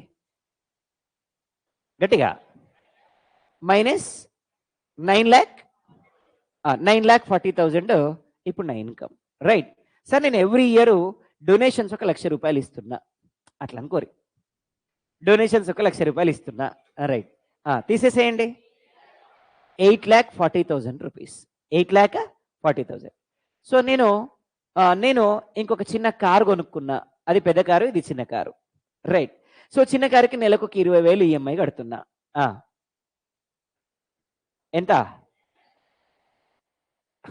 20,000 అంటే 2,40,000 తీసేయండి. మిగిలింది ఎంత? ఇండియాలో ఎంతవరకు సంపాదిస్తే ట్యాక్స్ లేదు? 5 lakhs. ఇప్పుడు నా ఇన్కమ్ 6,40,000 అయినా ట్యాక్స్ కట్టాలి. Yes sir no? ఇప్పుడు నేను ఏం చేస్తా అంటే సార్ ఈ సంవత్సరం నేను ఏం చేసిన అంటే డొనేషన్ ఒక 3 lakhs ఇచ్చిన సార్. డొనేషన్స్ రకరకాల టెంపుల్స్కి లేదంటే రకరకాల ఆర్ఫనైజ్ హోమ్స్కి ఒక 3 lakhs ఇచ్చిన. తీసేసేయండి. 3 lakhs. ఇప్పుడు నా ఇన్కమ్ ఎంత? ప్రయాణం నా ఖర్చులంతా పోంగా నా మిగిలిన ఇన్కమ్ ఎంత అంటే 3 lakh రూపీస్. కానీ నేను ఎంత సంపాదించవచ్చు? 5 lakhs వరకు సంపాదించవచ్చు. As per the government rule నేను యాన్యువల్లీ వితౌట్ ట్యాక్స్ ఎంతవరకు సంపాదించవచ్చు? కానీ ఖర్చులన్నీ పోంగా నా మిగిలిన శాలరీ ఎంత అంటే ఎక్స్ట్రా నేను ఎంత సంపాదించవచ్చు? నా ఇన్కంలో నుంచి ఎంత కట్ అయిపోయింది అంటే ఇప్పుడు నేను ఎక్స్ట్రా ఎంత సంపాదించవచ్చు అంటే 2 lakhs కదా. అప్పుడు నా గవర్నమెంట్ ఏం చేస్తుందంటే అరే బ్రదర్, అరే ఇవన్నీ తెలియదువే, అనవసరంగా నేను మీ దాంట్లో నుంచి కట్ చేసుకున్నా, సో తీసుకో ఒక 1.5 lakhs అని చెప్పి తిరిగి ఇచ్చేస్తుంది. అర్థమైందా? 1.5 lakh వరకు తిరిగి ఇచ్చేస్తుంది. అర్థమైందా నేను చెప్పిన మాట? సో 1.5 lakh మనకి తిరిగి వస్తుంది. మ్యాక్సిమం మళ్ళీ మనకి ఇచ్చే రిటర్న్ ఎంత అంటే 1.5 lakh. 1.5 lakh అంటే ఎక్కువ ఇయర్, ఎంత కట్ అయినా కూడా. ఎంత కట్ అయినా అంటే 50,000 కట్ అయితే 1,50,000 ఇయర్. నేను చెప్పిన మాట అర్థమైంది కదా మీకు? అట్లా అనమాట.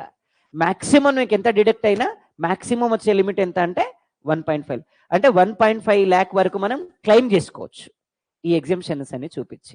ఇప్పుడు మీకు ఒక విషయం అర్థమైంది. ఏమని? డబ్బులున్న వాళ్ళు 4-5 కార్లు ఎందుకు కొనుక్కుంటున్నారు? కారు మీద ఈఎంఐ చూపిస్తే ట్యాక్స్ ఎగ్జామ్షన్. డబ్బులున్న వాళ్ళు 2-3 ఇల్లు ఎందుకు కొనుక్కుంటున్నారు? ఇల్లు మీద ఈఎంఐ చూపిస్తే ట్యాక్స్ ఎగ్జామ్షన్.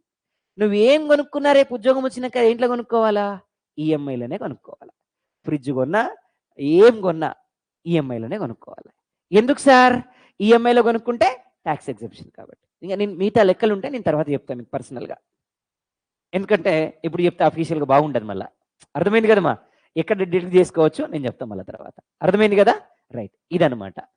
సార్ అసలు ట్యాక్సే కట్టకుండా ఉండే ముచ్చటేమన్నా ఉన్నదా? ఉంది. అంటే గవర్నమెంట్ ఎంప్లాయీస్ అయితే తప్పదు కట్టాలి, మిగతా వాళ్ళకైతే ఉంటుంది. అర్థమైంది కదా?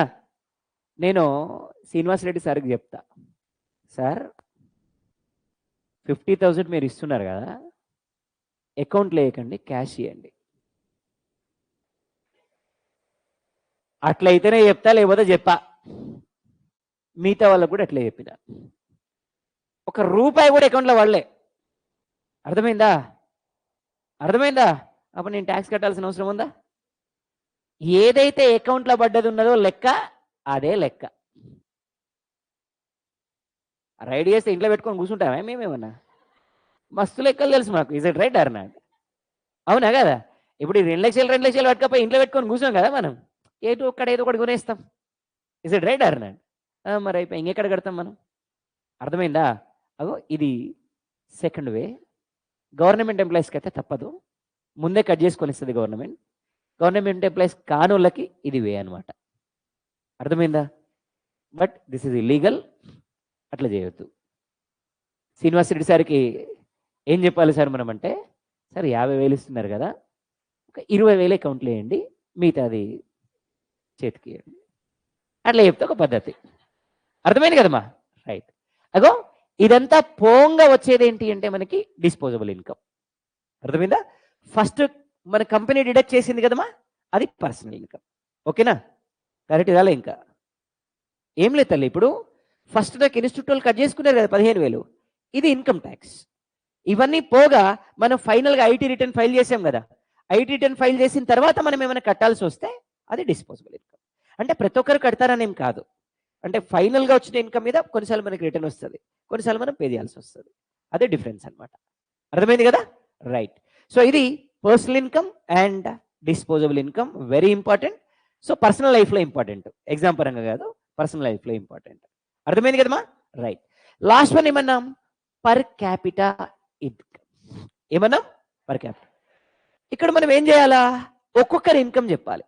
అంటే ఒక్కొక్కరి ఇన్కమ్ ఎలా వస్తుంది దేశంలో అది మనం చెప్పాలి. ఎలా వస్తుందమ్మా ఒక్కొక్కరి ఇన్కమ్?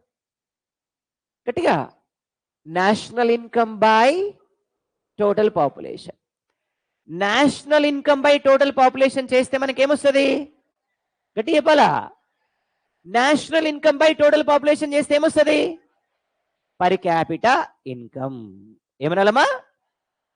ఇప్పుడు ఏదైనా ఒక దేశంలో పాపులేషన్ ఇంక్రీజ్ అయిందమ్మా. ఓకే, పాపులేషన్ ఇంక్రీజ్ అయింది, income of the people decrease అయింది. ఆ దేశంలో పర్ క్యాపిటా ఇన్కమ్ ఎక్కువనా తక్కువనా? గట్టిగా గట్టిగా. సో పర్ క్యాపిటా ఇన్కమ్ ఏమైంది? తగ్గింది. ఆ కంట్రీస్ ఏ countries? Developing countries. Yes or no? ఏదైనా ఒక కంట్రీలో పాపులేషన్ ఏమైంది? తగ్గింది. ఇన్కమ్ ఏమైంది? పెరిగింది. పర్ క్యాపిటా ఇన్కమ్ ఏమైంది? ఆ కంట్రీస్ ఏ countries? Developed countries. Yes or no? Right. For example, Qatar అనే ఒక దేశం ఉందమ్మా. ఖతర్ ఇన్నర్ ఎప్పుడైనా? Arab country. Most richest country in the world ఖతరే. ప్రపంచంలోనే రిచెస్ట్ కంట్రీ అంటే ఖతర్. ఈ ఖతర్లో మొత్తం పాపులేషన్ 5 lakhs, 5 లక్షలు. దిల్సుఖ్ నగర్, కొత్తపేట, చైతన్యపురి, ఎల్బీ నగర్ కలిపితే ఖతర్. అర్థమైంది కదమ్మా? ఇంట్లో ట్యాపులు ఉంటాయి కదా, ట్యాపులు అవి కూడా బంగారమే. అర్థమైందా? ట్యాపులు పక్కకు పెడితే బాత్రూంలో వాడే ఐటమ్స్ కూడా వాళ్ళు బంగారమే. సోప్ బాక్స్ కానుంచి ఎవ్రీథింగ్ గోల్డ్. బంగారం లేకపోతే వాడు తినడంతే. బంగారం ప్లేట్లో అన్నం తింటాడు వాడు. అర్థమైందమ్మా? ఈ మధ్య ఒకడు ఖతర్లో కార్ పైన బాడీ ఉంటుంది కదా, బాడీ, దాన్ని గోల్డ్తో చేయించుకున్నాడు. 4,500 crores పెట్టి. కారు బాడీ ఉంటుంది కదమ్మా, 4,500 కోట్లు పెట్టి గోల్డ్తో చేయించుకున్నాడు. మనకాడ ఆపాలి 2 సెకండ్లు చాలంతే. అర్థమైందా? 2-3 రోజులు జాగ్రత్తగా చూస్తారు. 4వ రోజు వెల్డింగ్ కటింగ్ మిషన్ ఉంటుంది, గ్యాస్ కటింగ్ మిషన్ తెలుసుగా, ఎత్తుకొచ్చుడే అంతే. Is it right or not? మళ్ళీ కింద ఏమైనా పడుతుంది అని కింద మ్యాట్ వేసి మరికి వస్తారు మన వాళ్ళు. Is it true or not? అట్లా అన్నట్టు. కాబట్టి అది ఆ దేశం ఖతర్. ఎందుకు సార్ అంటే వాళ్ళ population 5 lakhs. Per head income nearly 93 lakhs వస్తుంది. అంటే అప్రాక్సిమేట్లీ 1 కోటి. ఇంట్లో 4 ఉంటే 4 కోట్లు. ఏం చేస్తాడు వాడిగా ఇట్లా వాడక? Is it right or not? మన గురించి మాట్లాడితే మన పాపులేషన్ 142.5 crores. మన చిల్లర వాడు, మన చిల్లర కూడా కాదు, చిల్లరకి చిల్లర వాడు. Is it right or not? 142.5 crores మనది. పర్ యానం ఒక్కొక్కరి ఇన్కమ్ ఎంత అంటే 1,30,000 rupees. ప్లాస్టిక్ వాడడంలో తప్పేమన్నా ఉందా? ఛాయ్ కూడా ప్లాస్టిక్ దానిలోనే మోసుకుంటారు మనం. Is it right or not? అందుకే మనం ఏం ప్లాస్టిక్ వాడేమో gold. Is it right or not? Yes. అంటే ఒక విషయం మాత్రం అర్థమైంది, ఏదైనా ఒక దేశంలో పాపులేషన్ ఏం కావాలి? గట్టిగా ఇన్కమ్స్ ఆఫ్ ది పీపుల్ ఏం కావాలి? అప్పుడు పర్ క్యాపిటల్ ఇన్కమ్ ఏమైంది? అప్పుడు ఆ కంట్రీ ఏ కంట్రీ? కానీ మన భారతదేశం దీనికి ఉల్టా. Is it right or not? Population ఎక్కువ, ఇన్కమ్స్ తక్కువ. కాబట్టి మనదే కంట్రీ? గట్టిగా మనదే కంట్రీ? రైట్. అర్థమైంది కదమ్మా? అర్థమైంది కదమ్మా? రైట్. సో ఇది ఓవరాల్గా మనకి ఏమన్నాం? Per capita income. క్లారిటీ వచ్చింది. ఇప్పుడు చెప్పండి, ఏ రాష్ట్రంలో, which state in India has highest per capita income? Try to understand the logic. నేనేమన్నా, పర్ క్యాపిటా ఇన్కమ్ ఎక్కువ ఉండాలంటే పాపులేషన్ తక్కువ ఉండాలి, ఇన్కమ్ ఎక్కువ ఉండాలి. గట్టిగా గోవా. Why not Sikkim? సిక్కింలో లెస్ పాపులేషన్ ఉంది, బట్ ఇన్కమ్స్ లేవు. కానీ గోవాలో పాపులేషన్ తక్కువ, ఇన్కమ్. ప్రతి ఒక్కరూ టూరిజంలో పనిచేస్తారు అక్కడ, అందుకనే ఇన్కమ్స్ ఎక్కువ. అర్థమైంది కదమ్మా? Which state in India has highest per capita income? ఏ రాష్ట్రంలో అత్యధికంగా పర్ క్యాపిటా ఇన్కమ్ ఉంది? ఏ రాష్ట్రం? గట్టిగా. ఎస్. ఇవి కాంపోనెంట్స్ ఆఫ్ నేషనల్ ఇన్కమ్. చలో ఏమేమి ఉన్నాయన్నాం? GDP, GNP, NDP, NNP, personal income, disposable income. Yes. What is GDP? C plus I plus G plus X minus M. What is GNP? GDP. What is NDP? GDP minus depreciation. కరెక్టే కదా నేను రాసింది? Only national income చెప్పొద్దు, ఏం చెప్పాలి? Yes, personal income, national income plus subsidy minus IT minus SSC minus UDP. Right. Disposable income, personal income minus disposable income, national income by population. Clear? Right. Logic అర్థమైంది. ఎకానమీలో toughest chapter ఏమైనా ఉంది అంటే, completely logic oriented questions ఏమైనా వస్తాయి అంటే అది ఇదే. మీకేమైనా కష్టంగా అనిపించిందా? అంటే ఎకానమీగా ఇప్పటి నుంచి ఒక ఆట ఆడుకుంటారు అన్నట్టుగా మీరు. అర్థమైంది కదా? రైట్. అంటే నేనేమంటున్నా, ఒక నమ్మకం అయితే వచ్చింది, ఒక కాన్ఫిడెన్స్ అయితే వచ్చింది, ఒక నమ్మకం అయితే వచ్చింది. ఎకానమీ మాకు కష్టం కాదు అని. అంతేగా? మాట్లాడతలేరు మేము. అర్థమైంది కదా? రైట్. ఇప్పుడు చూద్దాం. ఇక అయిపోయిందా? తీసేయాలా? రైట్. నెక్స్ట్ ఏమన్నామంటే, ఇప్పటి వరకు కాంపోనెంట్స్ ఆఫ్ నేషనల్ ఇన్కమ్ మాట్లాడుకున్నాం. ఇక నుంచి అసలు నేషనల్ ఇన్కమ్ని మనం ఎలా ఎస్టిమేట్ చేస్తాం? ఎవరు ఎస్టిమేట్ చేస్తారు ఇండియాలో? ఏ ఆర్గనైజేషన్ ఎస్టిమేట్ చేస్తుంది? వీటన్నిటి గురించి మాట్లాడదాం. రైట్. సో ఇండియాలో ఫస్ట్ టైం నేషనల్ ఇన్కమ్ని ఎవరు ఎస్టిమేట్ చేశారంటే దాదాభాయి నౌరోజీ. ఏం పేరమ్మా? ఏం ఎస్టిమేట్ చేశారు? For the first time in India national income estimated by Dadabhai in 1867. ఏ ఇయర్లో మా? ఆల్రెడీ ఒకసారి వచ్చింది 1867, గుర్తుందా? ఏంటి? Financial year. ఏ ఇయర్లో వచ్చింది? అదే ఇయర్లో దాదాభాయ్ నౌరోజీ ఏం ఎస్టిమేట్ చేశారు? ఏ ఇయర్లో? ఎవరు ఎస్టిమేట్ చేశారు? ఏ ఇయర్లో? ఈయనని grand old man of India ఏమంటారమ్మా? ముసలోడే గాని మహానుభావుడిన. ఎవరైనా ఎందుకు సార్ అంత మాట అన్నారు అంటే, నేషనల్ ఇన్కమ్ని ఫస్ట్ ఎస్టిమేట్ చేసింది ఈయనే, పావర్టీని ఫస్ట్ ఎస్టిమేట్ చేసింది ఈయనే, బ్రిటిష్ పార్లమెంట్కి ఎన్నికైన ఫస్ట్ ఇండియన్ కూడా ఈయననే. బ్రిటిష్ పార్లమెంట్కి ఎలక్ట్ అయినటువంటి ఫస్ట్ ఇండియన్ ఎవరైనా? గట్టిగా. అందుకే నేను ముద్దుగా ఏమన్నాం? Grand old man of India. ఏమన్నాలమ్మా? Who is known as grand old man of India? So ఏ ఇయర్లో నేషనల్ ఇన్కమ్ ఎస్టిమేట్ చేశారు? ఎవరైనా?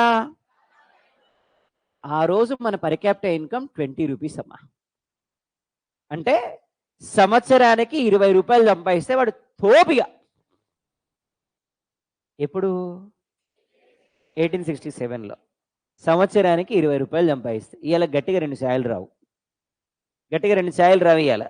కానీ ఇవాళ సంవత్సరానికి 20 రూపాయలు సంపాదిస్తే వాడు తోపు అన్నట్టుగా. అర్థమైంది కదా? So this is what Dadabhai Naoroji. Dadabhai ఏ ఇయర్లో? ఎంత per capital income? Then after independence, after 1947, in 1948, to estimate national income, National Income Estimation Committee appointed. ఏం అపాయింట్ చేశారమ్మా? National income estimation committee. ఏమన్నా? నేషనల్ ఇన్కమ్ ఎస్టిమేషన్ కమిటీని అపాయింట్ చేశారు. ఏ ఇయర్లో? దీనికి ఒక చైర్మన్ ఉంటాడు, ఇద్దరు మెంబర్స్ ఉంటారమ్మా. సో ఎంతమంది ఉంటారన్నా? ఒక ఇద్దరు మెంబర్. ఈ నేషనల్ ఇన్కమ్ ఎస్టిమేషన్ కమిటీకి చైర్మన్ పిసి మహలనోబిస్. ఏం పేరమ్మా?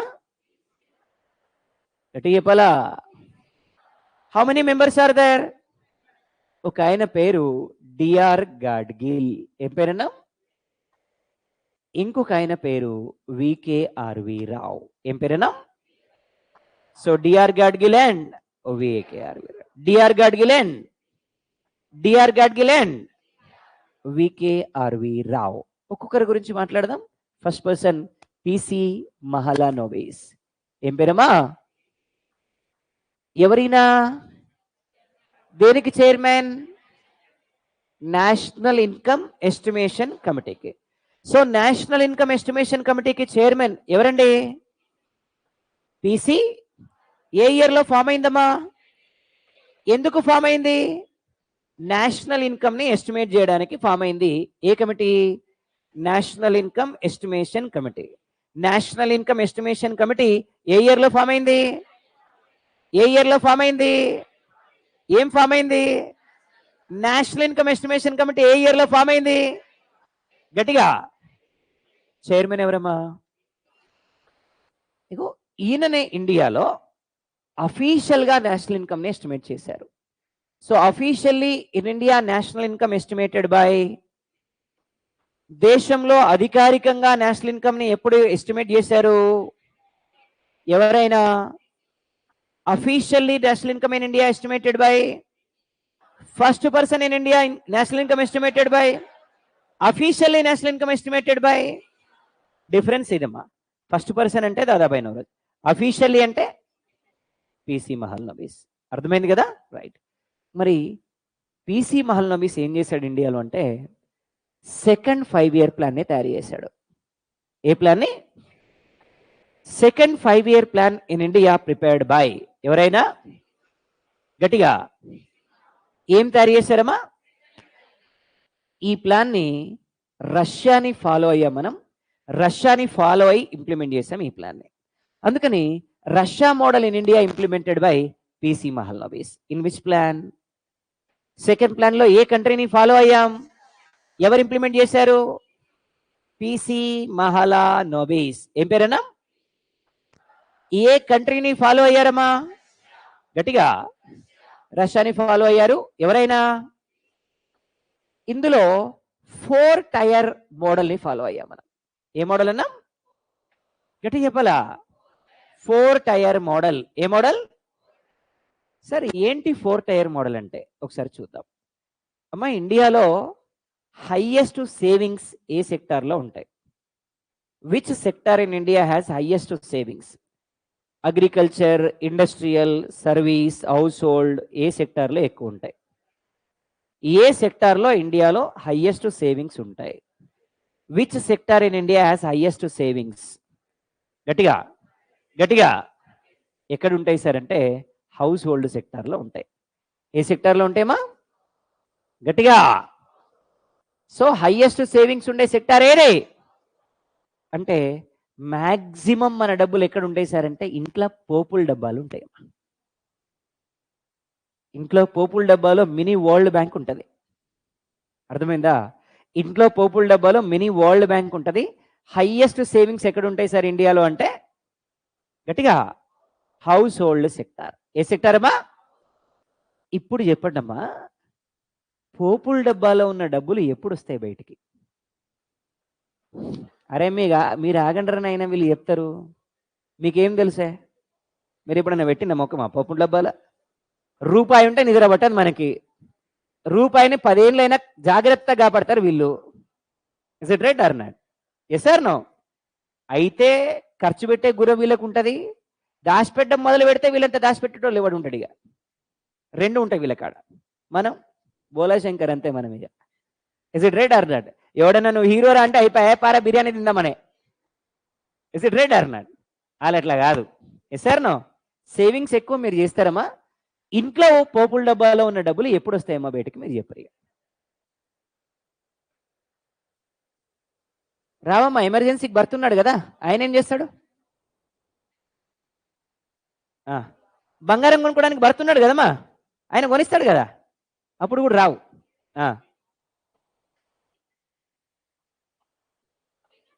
షాపింగ్కి హస్బెండ్ ఏం చేస్తాడు? అడున్నాడు కదా కొనియడానికి. ఇంకా ఇంట్లో డబ్బు లేకపోయినా నువ్వు తలకిందలే తప్ప చేసినా ఈ బయటకు వెళ్ళవు. పోపుల డబ్బా మస్తు పవర్ఫుల్. ఇంకమ్మా వడ్డీకి వడ్డీకి పొరపాటున కూడా ఇయ్యరు, అసలు ఉన్నట్టే తెలియదు ఇంట్లో. ఇంకా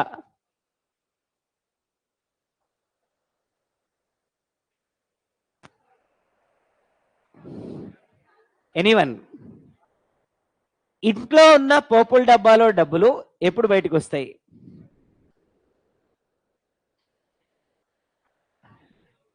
దాచిపెట్టేదే అమ్మ వాళ్ళమ్మ. గౌరీశంకర్ అమ్మోళ్ళే దాచిపెట్టేదే అమ్మ. పోపుల డబ్బాలో ఉన్న డబ్బులు ఎప్పుడు వస్తాయి సార్ బయటికంటే ఇంటి ముందల నుంచి స్టీల్ సామాను పోయినప్పుడు వస్తాయమ్మా. ఎందుకు సార్ అంటే అమ్మ నాన్నని అడగలేనటువంటి ఒకే ఒక్క విషయం ఏంటి అంటే ఇంట్లో స్టీల్ సామాన్లు. మిగతా ఏమైనా అడుగుద్ది ఎక్సెప్ట్ స్టీల్ సామాన్లు. సార్ స్టీల్ సామాన్లు ఎందుకు అడగదు సార్? లాజిక్ అంటే అరే ఇంద్రానే ఎందుకు అడగస్తారంటే, జనరల్గా పెళ్ళై అమ్మాయి వేరే కాపురం పెట్టేటప్పుడు ఇంట్లో సామాన్లన్నీ అమ్మ వాళ్ళు కొనియాలి, అమ్మాయి వాళ్ళ అమ్మ వాళ్ళు కొనియాలి. అది సాంప్రదాయం భారతదేశంలో.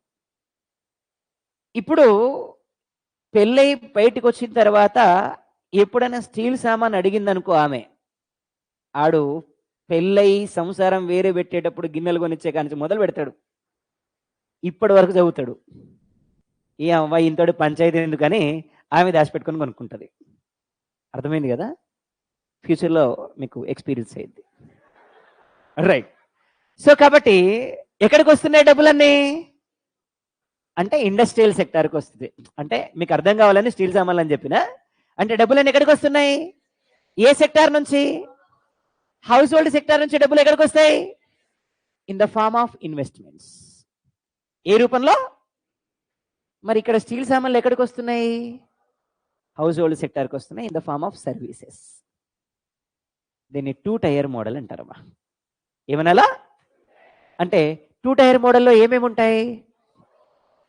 హౌస్ హోల్డ్ సెక్టార్ ఉంటుంది. సో హౌస్ హోల్డ్ సెక్టార్లో ఏముంటాయి? సేవింగ్స్, ఇన్వెస్ట్మెంట్స్ అన్నది ఏముంటాయి? ఏ సెక్టార్లో? గట్టిగా. ఇక్కడి నుంచి ఎక్కడికి వస్తున్నాయి? ఏ ఫామ్లో? మళ్ళీ ఇక్కడి నుంచి ఏమొస్తున్నాయి? గట్టిగా. ఎక్కడికి? హౌస్ హోల్డ్ సెక్టార్కి. Mutual relation between these 2 sectors. అర్థమైంది కదా? క్లారిటీ వచ్చింది కదా? రైట్. ఇప్పుడు అందరూ పోపుల డబ్బాలో డబ్బులు దాచిపెట్టి కొనలేరు కదమ్మా గిన్నెలు. మరి వాళ్ళ పరిస్థితి ఎట్లా? వాళ్ళ గిన్నెలు వద్దా? మరి వాళ్ళు ఏం చేయాలి?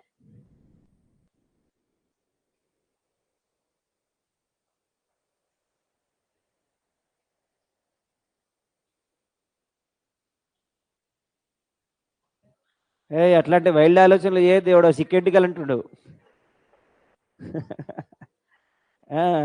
సిక్కెంటికలు కాదు, తెలుసు కదమ్మా సిక్కెంటికలు అంటే. ఎంత ఎక్స్పీరియన్స్ ఉన్నా చూడు మనోళ్ళకి. అప్పుడే సిక్కెంటికల గిన్నెలు కొనే కాడికి వచ్చి మనోళ్ళు. అర్థమైందా? అట్లాంటి ఆలోచనలు చేయొద్దు. ఒక్కరు కాదు, ఊర్లో మొత్తం గుడ్డుకి ఒక గిన్నె రాదు. అట్లాంటి వైల్డ్ ఆలోచనలు చేయొద్దమ్మా. అట్లాంటి వర్కౌట్ కావు. లీగల్గా ఆలోచించాలి ఏమైనా, ఇల్లీగల్గా ఆలోచించద్దు. రైట్. సిక్కెంటికల్ అనేది మంచి ఫ్యాక్టర్ కాదు. రైట్. ఇంకేం చేయాలా? ఏం చేయాలి? చీటీ కడతావు. చీటీ కట్టే డబ్బులు ఉంటే ఇంట్లో పోపుల డబ్బాలనే పెట్టుకుంటావా? మహిళా సంఘమా? మహిళా సంఘం గురించి నువ్వు మాట్లాడాలి, అంతే కదా? రైట్. ఇంకా మనం గిన్నెలు కొనుక్కోలేకపోతే మనతో కొనిచ్చే బాధ్యత ఎవరిది అంటే గవర్నమెంట్ది. నిన్న చెప్పిన సబ్బు లేకపోతే సబ్బు ఎవరు కొనిస్తారు? మరి ఇలా గిన్నెలు లేకపోతే గిన్నెలు ఎవరు కొనియాలి? సార్ గిన్నెలు కూడా కొనిస్తా సార్, గవర్నమెంట్ కొనిస్తుంది. ఎట్లా కొనిస్తుందో చెప్తా చూడరు. ఇక మన ఇంట్లో ముసలి ఉంటుంది, అమ్మమ్మో నాయనమ్మో ఎవరో ఒకరు ఉంటారు. ఇక్కడ ఒక బ్యాంక్ ఉంటుంది, ఇక్కడ ఒక బ్యాంక్ ఉంటుంది, వరల్డ్ బ్యాంక్. అది వరల్డ్ బ్యాంక్. అది వరల్డ్ బ్యాంక్ అని ఎప్పుడైనా ఎండిపోదు, కానీ ఇది ఎండిపోదు. అట్లాంటి వరల్డ్ బ్యాంక్ అది. 3 లేయర్లు ఉంటాయి. ఫస్ట్ లేయర్లో పొగాకు ఉంటుంది, రెండో లేయర్లో సున్నం ఉంటుంది, అసలు లేయర్ ఉంటుంది లోపల, ఇన్నర్ పాకెట్ ఒకటి ఉంటుంది, అందులో ఉంటాయి ప్రపంచ బ్యాంక్ అంతా. Is it right or not? అగో అట్లా. ఇక ముసలిది ఏం చేస్తారు సార్ అంటే, మన మనవరాలకి పెళ్లి సెట్ అవుతుంది అనగా దాచిపెడుతుంది పాపం డబ్బులు, పెన్షన్ అంతా దాచిపెట్టి మంచిగా మూట చేస్తుంది. ఇక మనవరాలకి పెళ్ళయింది, వేరే సంసారం పెడుతుంది, గిన్నెలు కొనిస్తున్నారు అన్నప్పుడు ఆ డబ్బులు ఇచ్చి, ఇగోవే నాకు అక్కడ ఒక 20,000 ఉన్నాయి, కొనుక్కోపు గిన్నెలు అని ఇస్తుంది. ఈ గిన్నెలు ఎవరు కొనిచ్చినట్టు? అమ్మమ్మే. కానీ అమ్మమ్మకి డబ్బులు ఎక్కడి? గవర్నమెంట్ ఇచ్చింది. ఎట్లొచ్చింది? Subsidy, pension. Yes or no? అంటే హౌస్ హోల్డ్ సెక్టార్కి గవర్నమెంట్ ఏం చేస్తుందమ్మా? గట్టిగా. అప్పుడు మనం ఏం చేస్తాం? ఒక గిన్నె ఎక్కువ కొంటాం. అప్పుడు ఆ గిన్నెలు ఏడుకు వస్తాయి, మన ఇంటికి వస్తాయి. ఇప్పుడు గవర్నమెంట్కి ఏం లాభం? ఇండస్ట్రీస్ ట్యాక్సులు కడతాయి.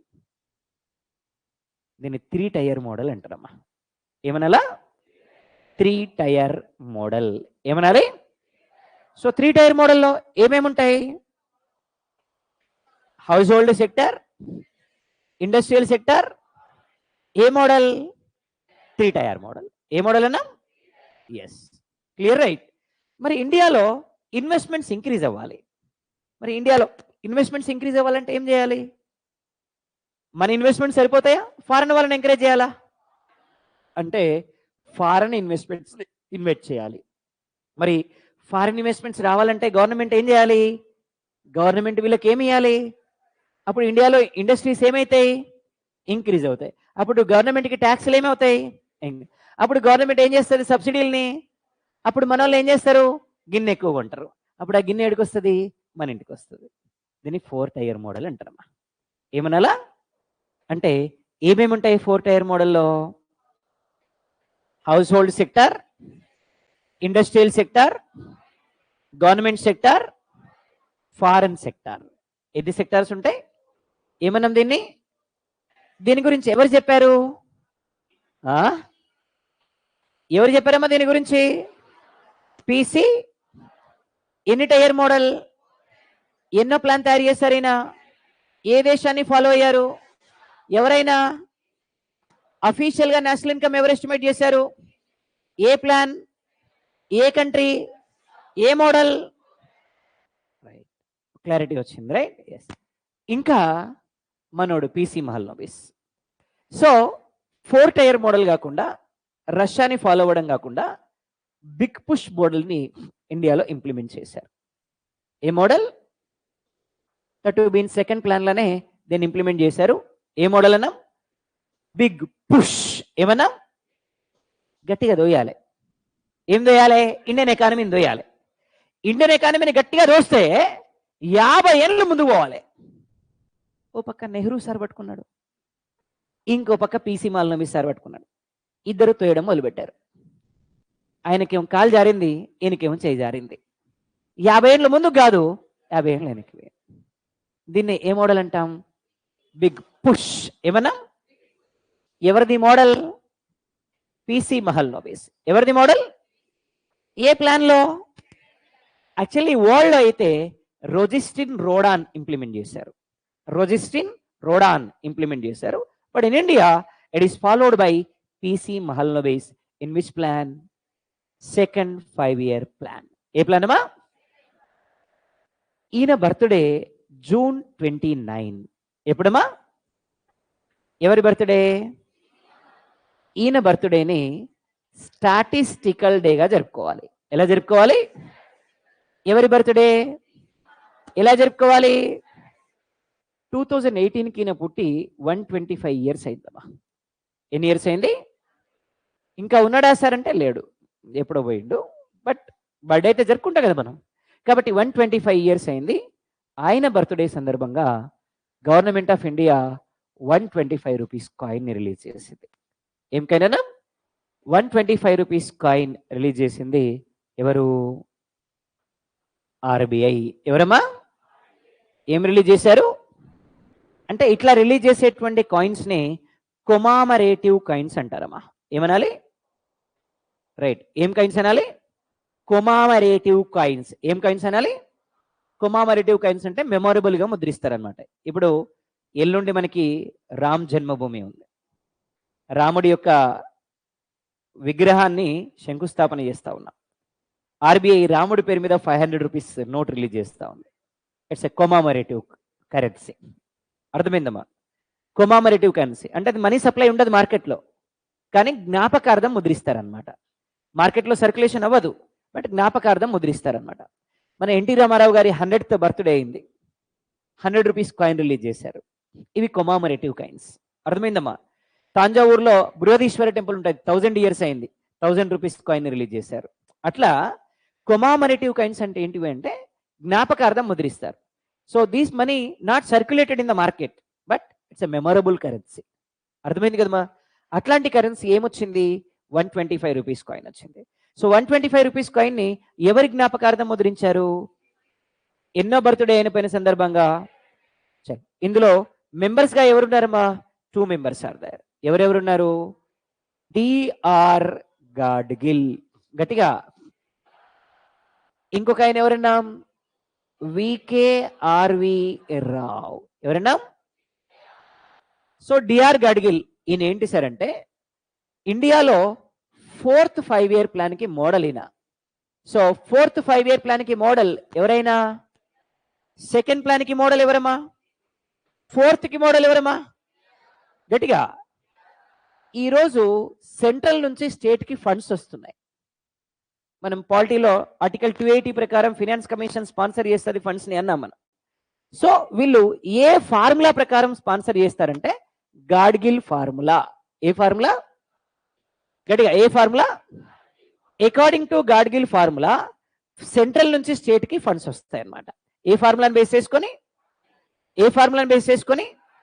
రైట్. సెంట్రల్ నుంచి స్టేట్ కి ఫండ్స్ ఏ ఫార్ములా? గాడ్గిల్. ఏ ఫార్ములా? నెక్స్ట్ ఏమన్నాం? వికేఆర్వి రావ్. ఏం పేరమ్మా?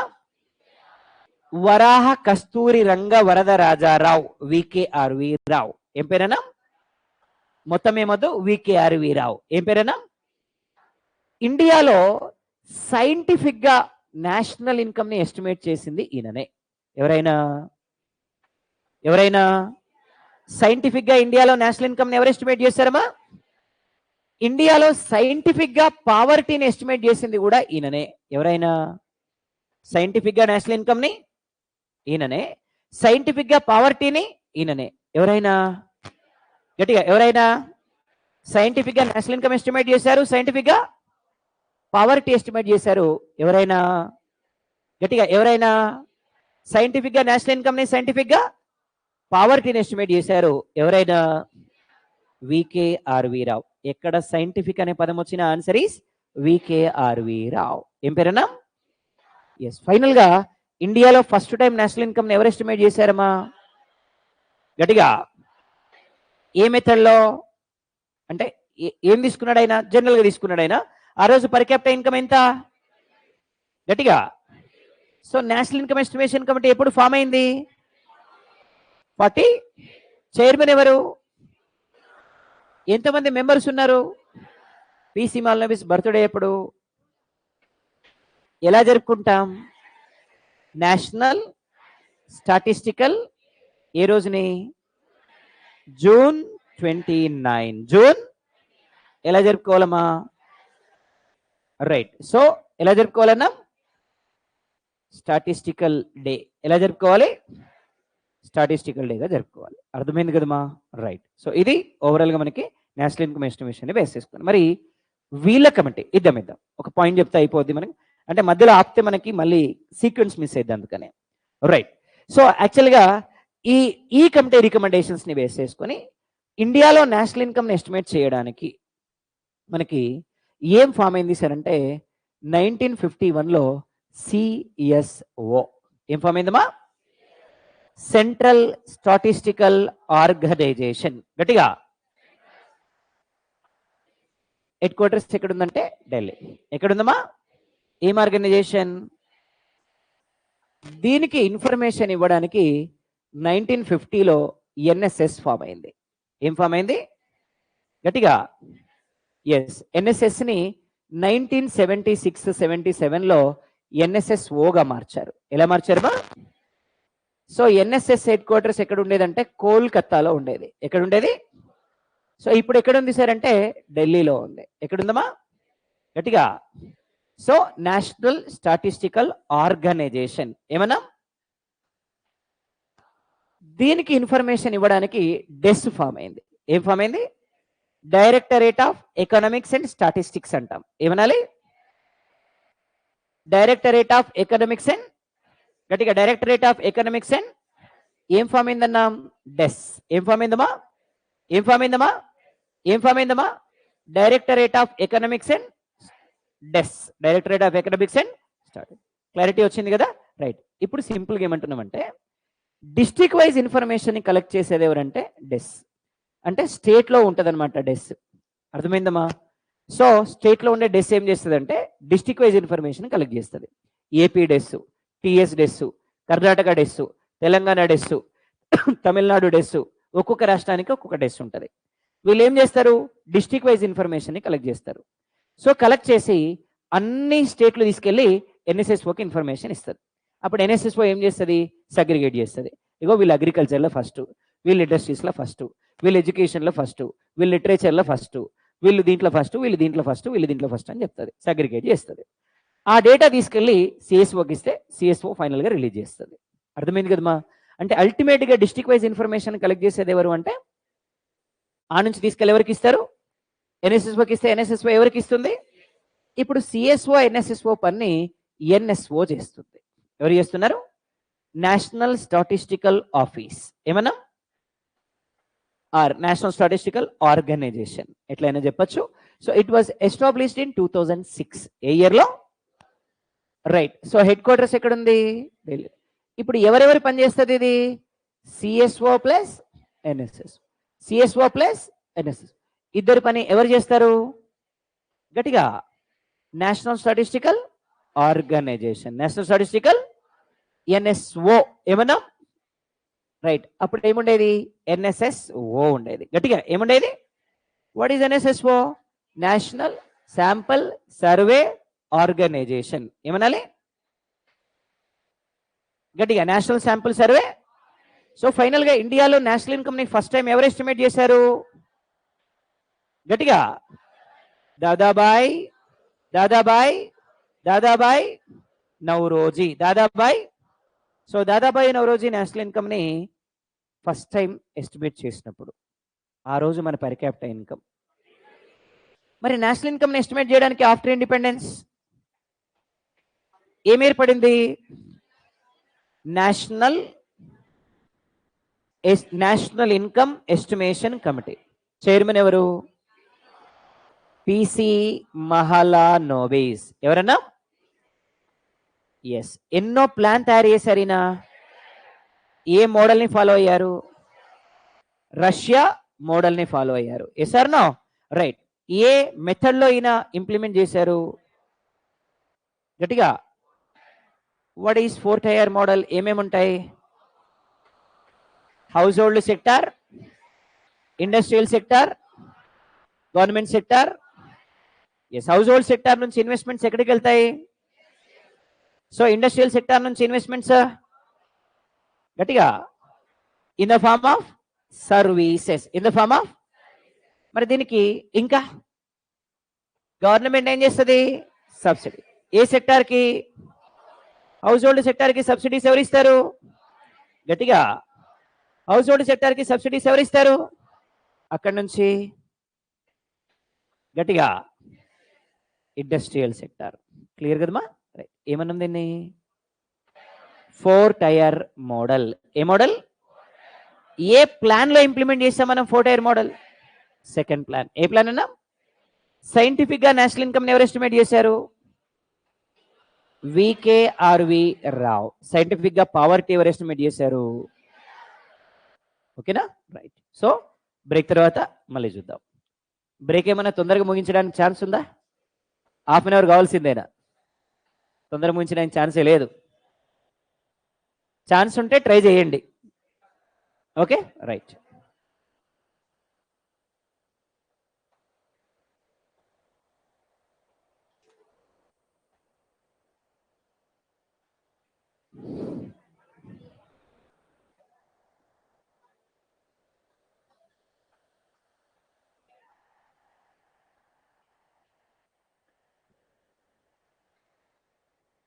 సో మ్యాక్సిమం బ్యాంక్లో ఎవ్రీ మంత్ ఇంత ట్రాన్సాక్షన్ చేయాలని ఉంటుంది Shiva. Every month transaction limit ఉంటుంది సేవింగ్ అకౌంట్కి, కరెంట్ అకౌంట్కి, బేస్డ్ ఆన్ అకౌంట్. అంతకంటే ఎక్కువ ట్రాన్సాక్షన్ జరిగితే ట్యాక్స్ పే చేయాలి, లేదంటే అక్కర్లేదు, రైట్, ఓకేనా. మంత్లీ ట్రాన్సాక్షన్ లిమిట్ ఉంటుంది సేవింగ్ అకౌంట్కి సపరేట్గా, కరెంట్ అకౌంట్కి సపరేట్గా. అందుకంటే ఎక్కువ ట్రాన్సాక్షన్ జరిగితే డెఫినెట్గా చేయాలి, ఓకేనా, రైట్.